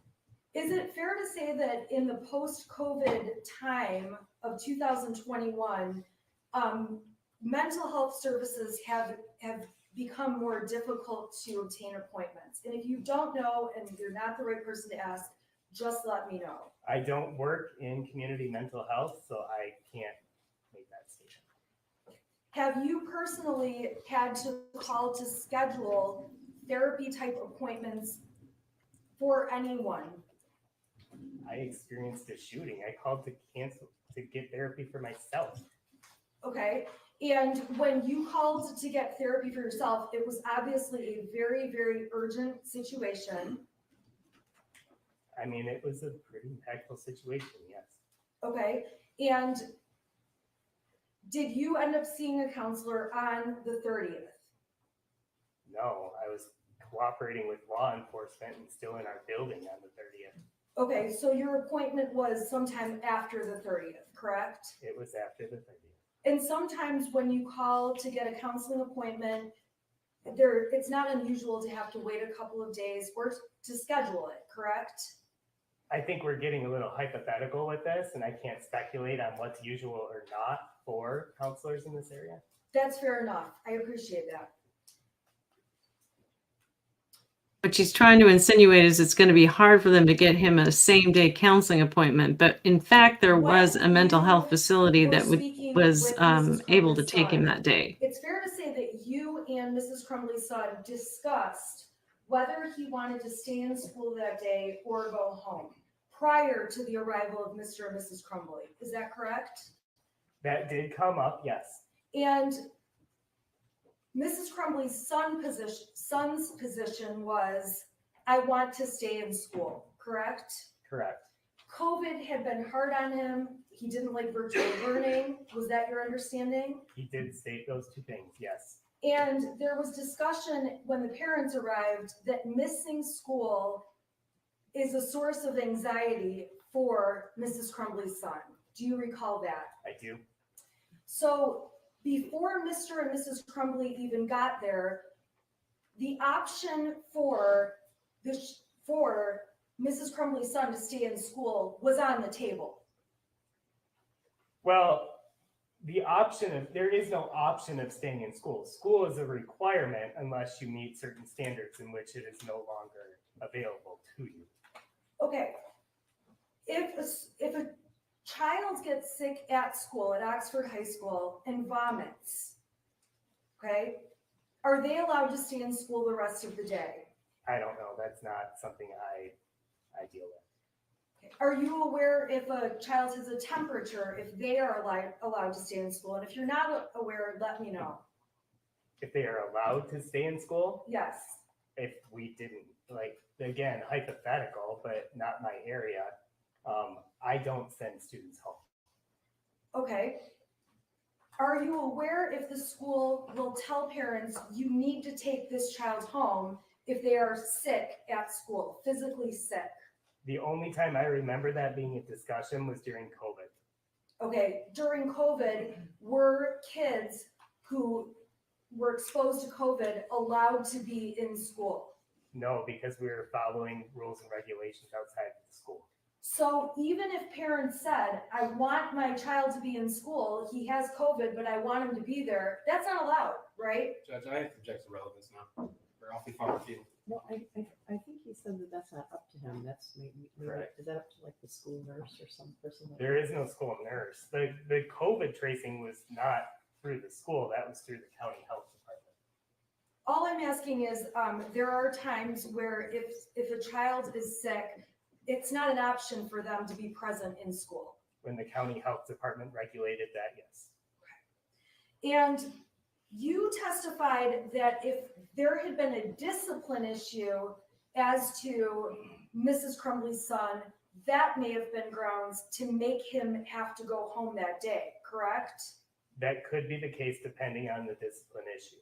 And in terms of the discipline issue, I realize you're not the discipline person, but the school has the option, depending on what's correct, they could suspend a student, they could expel a student. There's processes over school discipline, correct? There is a process. I am not a part of that process. It's your testimony, though, that in this case, the school did not find a discipline issue with respect to to Mrs. Crumbley's son. That is correct. There was nothing that was determined as a discipline issue. So it was not a discipline issue that he was looking up bullets on his cell phone during a class. I would not be the one making that determination. Okay, I got to stop here because that goes to the testimony of Nick Ejak, and yeah, he actually attested that it was not a disciplinary issue. It was a mental health issue. And that is why Shawn had to make the determination and the requirements or the request to get mental health services, preferably that day, but within the next 48 hours. And if it didn't happen in 48 hours, he was going to call CPS. And that's what she's going into territory that Shawn doesn't know about. Again, if you're into this case, listen to the testimony of Nick Ejak, who is the dean of students, who was in the room at the same time with Ethan, the parents, and Shawn Hopkins. In this case, that was not something he was disciplined for by the school. I already stated I was not a part of any potential disciplines. To my knowledge, no. Same thing with watching videos on a phone. The school did not make a discipline issue that would cause Mrs. Crumbley's son to go home for sitting and watching videos on his phone during class, correct? There was nothing that was determined to be a discipline issue. And Mrs. Crumbley's son sitting and drawing on math paper instead of actually doing the math paper he's supposed to be doing, as far as you're aware, the school also didn't find there to be a disciplinary violation for that. Judge, Mr. Hopkins already testified that discipline is in this area. That's Mr. Ejak's area. He doesn't make that determination, he said. I'll ask Mr. Ejak then when he testifies. Now, you did testify that one important thing was that you did not want Mrs. Crumbley's son to be alone after you thought he was so sad and experiencing so much sadness, correct? I did not feel that it was wise for a student with signs that could be suicidal ideation and things that I saw as suicidal ideation to be alone. Now, when you spoke to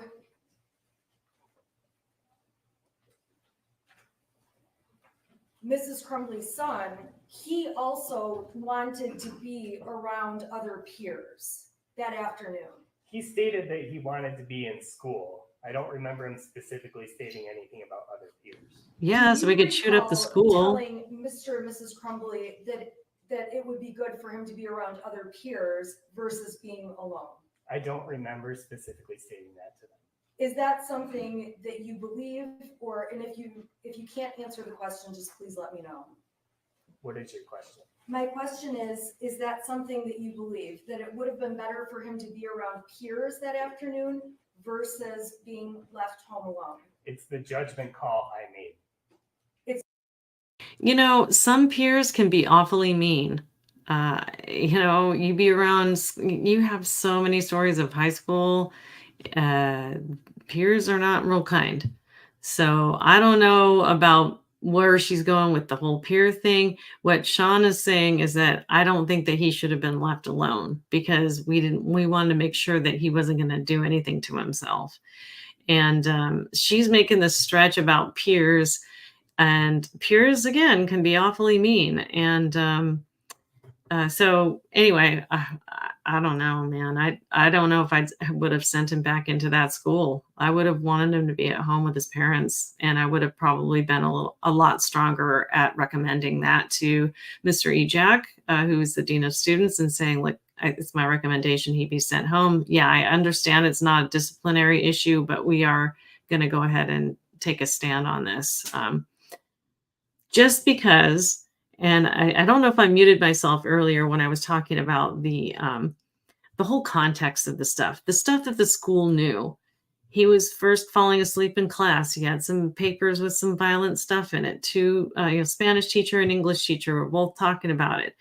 He had a couple of, things that happened in his personal life. His friend was gone. His grandma died. His dog died. He was researching bullets. He had just recently gotten a gun from his parents that was, a 9mm semi-automatic. He was watching violent videos that morning, and he had that math test. I just think in putting all the pieces together, he should have gone home and he should have gotten a mental health evaluation. I know that these school counselors have large caseloads and they can't pay like quality attention to all of the students, which I believe is a systemic problem that probably needs to be addressed.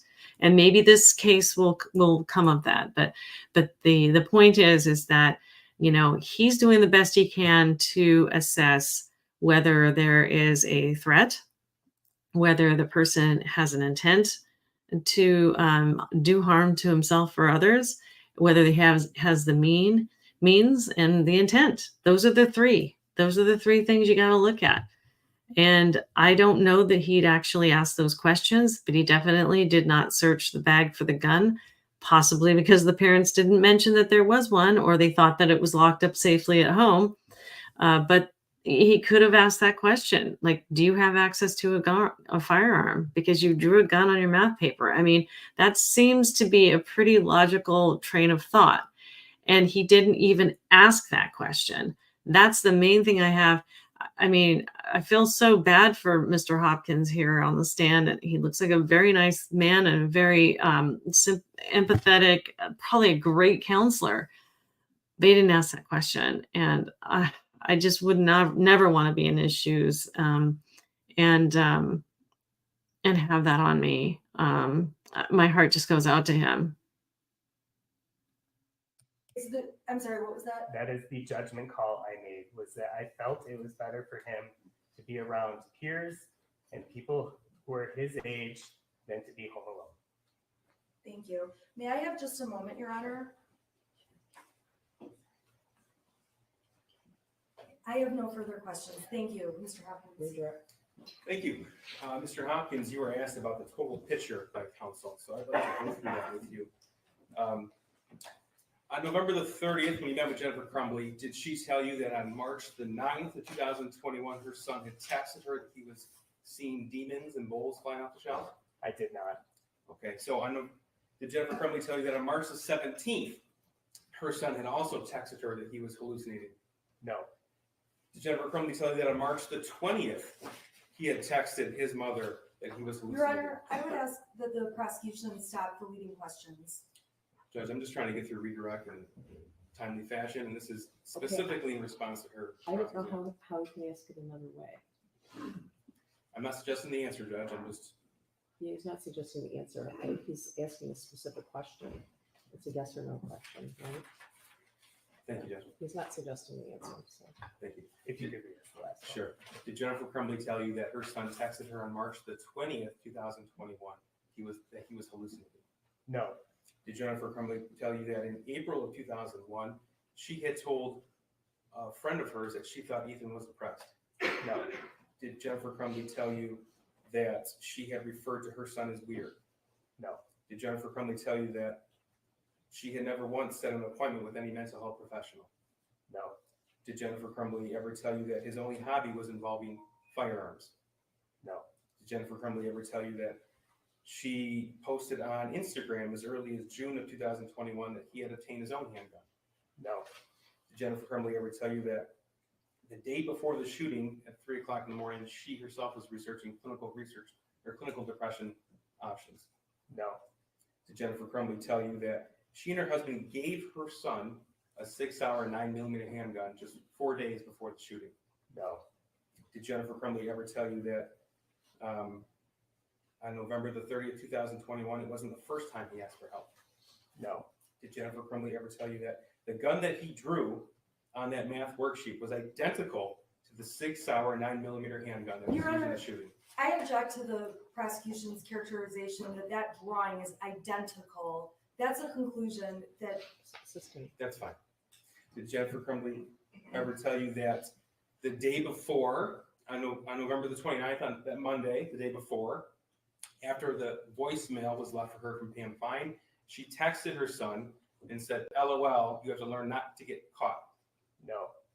Did Jennifer Crumbley ever tell you that James Crumbley worked for DoorDash and had no obligation to not take their son home? No. Did Jennifer Crumbley tell you that on November the 30th, she was permitted to leave work when she needed for family issues? No. Did Jennifer Crumbley tell you that on November the 30th, the meeting that she allegedly had in the afternoon, she was not required to attend? No, Did Jennifer Crumbley tell you ever that their son was struggling throughout the year 2021? she confirmed it based on what he had said regards to COVID and virtual school. But they never went through these details. Not these details, no. So it took you all about 20 minutes to decide to request Jennifer Crumbley to come into the school immediately. That's what you testified to? Yes, Is that the total picture that you wish you had? no. Now, what if Jennifer Crumbley had told you all of these things I just went through? Your Honor, objection is to speculation, and hindsight is 20/20. Sustained. Would you like to have as much information as you possibly could have? Absolutely. Was their son still in the room in your office when the defendant said she couldn't take him home? Yes. Nothing further. All right, you can step down. You're excused.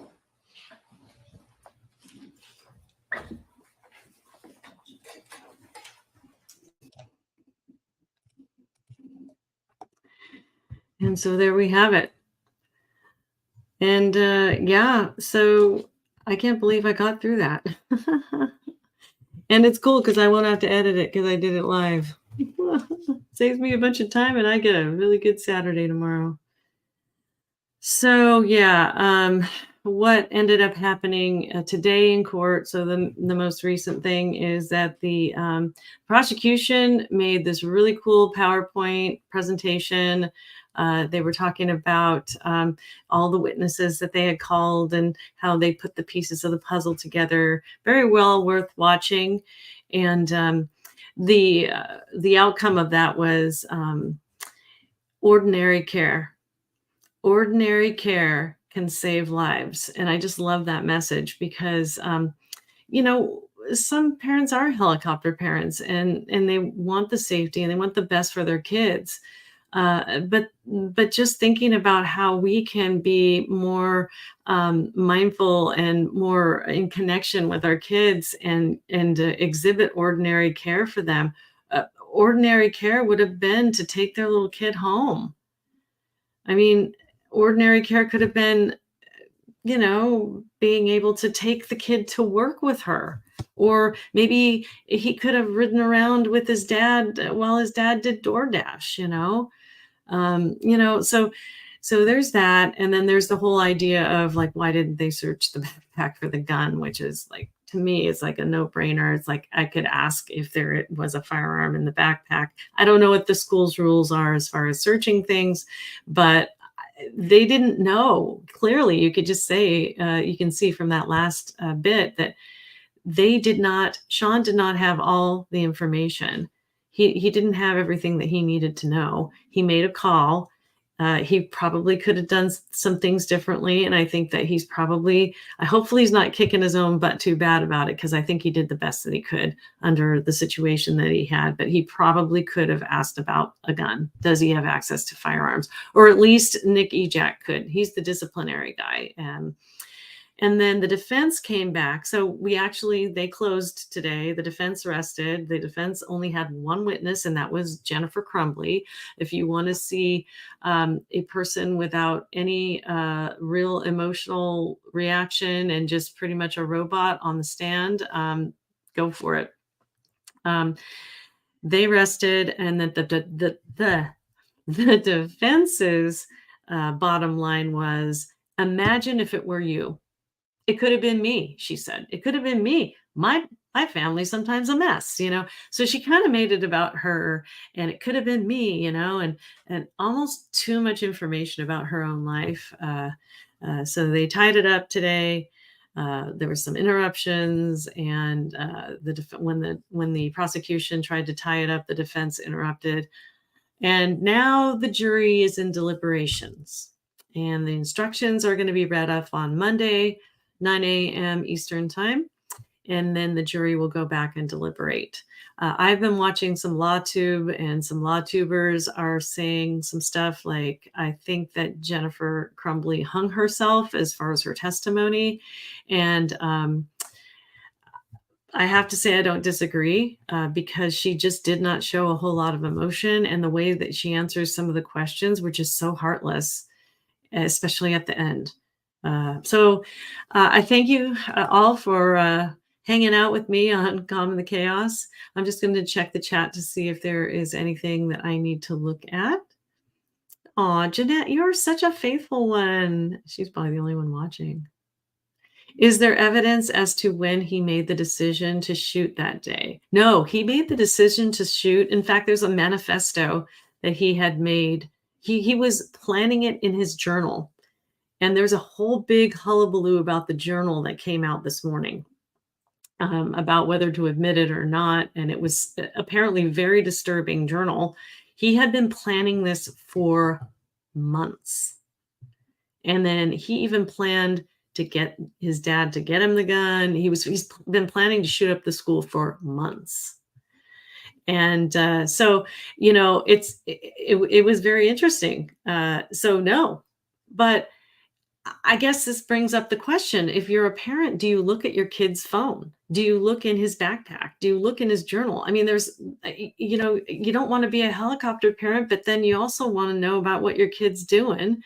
And you don't want to, but I think that if the conversation could have at least happened, he was planning it. And apparently the judge, every time she says the journal, she would cringe. So they read a couple of little pieces and they showed some pieces in today's testimony. If you want to look back at I would go on to Detroit too. They're the best. They have the best photographs and, you know, sound and everything like that. Law and crime, you know, they kind of suck. But anyway, going back to what Jeanette is asking is about that deciding before. No, he was planning it. And then the journal was found in the backpack in the bathroom, you know, and when the cops were clearing the scene and taking Ethan away to jail. So yeah, he at any given moment he could have turned it all around, and he did not, you know, so Ethan could have done it. But I do know this is that if he had been taken home, he wouldn't have had the opportunity. Again, there's a manifesto that it was 20 minutes that he talked about why. And I find that very interesting. And it was made, you can only hear the audio version in court, but it was made the night before the shooting. And he basically, what he was saying is this world sucks and there's no point in being here. And and that he thought that what he was doing with the school was an act that he had to do to show the world that it was a messed up place to live. Anyway, it's about 20 minutes long and it's very disturbing as well.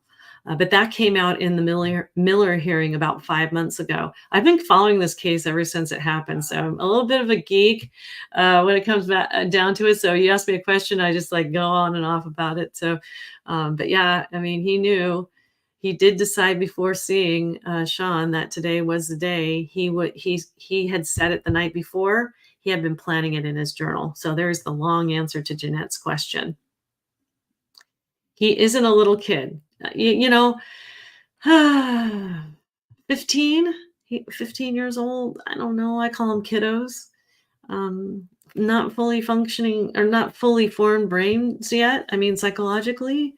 He was tried as an adult, though. You're right, Jeanette. And he was kept in the adult jail, ironically enough, in the same jail as his parents. He's actually, I don't know if they've transferred him. He's pled guilty, by the way, if you don't know about that. Ethan Crumbley has pled guilty, and he declined to testify in this trial. He was going to take his Fifth Amendment rights. That his public defender actually told him to do that. This lady here that you see in the red. Oh wait, maybe you still don't see it. Shannon Smith. Do you still see it? Oh my goodness. I don't even know what's going on here. Anyway, sorry about that. I think I got my YouTube mixed up with whatever. Hopefully I'm coming through okay. But the attorney that is representing Jennifer Crumbley, they paid thousands of dollars for her. They didn't pay anything for Ethan's attorney, and I think his attorney is doing a fabulous job telling him, like, take the fifth, don't say anything on the stand, refuse to be a witness. You just see me, right, Jeanette? Okay. Jeez. Yeah, I need to do more live streaming so I do it better. He isn't a little kid. Boo's been listening a bit. Thanks for hanging in there, Boo. Appreciate it. I know he planned it, but did he plan the date? Yeah, he did. He's the night before. Again, it goes back to that manifesto, which they declined to play in court because, here's the problem is they don't want this trial for the parents to get confused or muddied with the actions of Ethan Crumbley, right? So they omitted that, but it's out there. You can go to, you just have to type in on YouTube, Miller hearing Ethan Crumbley plans to commit crime. And it was the night of the 30th, or sorry, the 29th, the day before the shooting. Okay, thanks, Jeanette. Yeah, he did plan the date. But I'm looking at this picture that has Shannon Smith just going like this. So I don't know if I'm coming across okay, great. But that's pretty much all I have to say about this. And we'll see what happens on Monday. And I appreciate the people who have hung out with me thus far. And, I don't know if anybody caught the intro, but again, I'm going to play the same song in the intro as I did. I'm going to do the outro the same way. It's a song I wrote a couple of years, maybe a year and a half ago, about what it's like to be a counselor. And if anybody's interested in hearing the words, I'll be happy to provide those to you. But for now, I'll just say, be safe out there, okay? And tomorrow's not promised. Hug your children, all that other good stuff. And we'll see you around.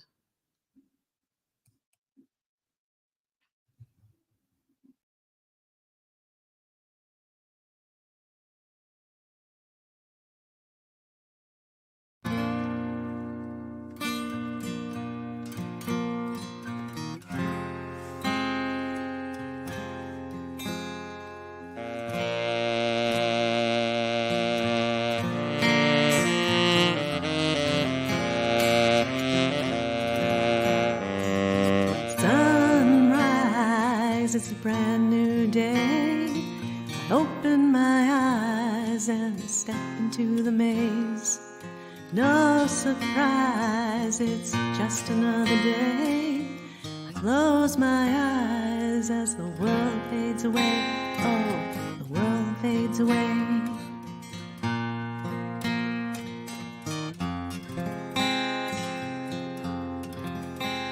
You're gonna fly and soar above the waves. You're gonna sing like there's nothing in your way.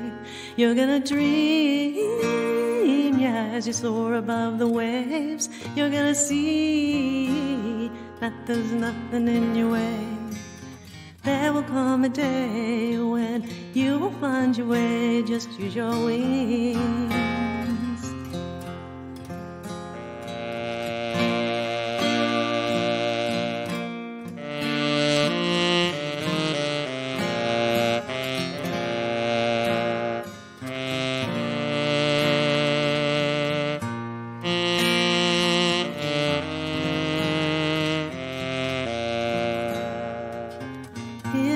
Sigh as the time moves on. She just cries and then our time is gone. No surprise, it's just another day. I close my eyes and the world fades away. Oh, watch the world fade away.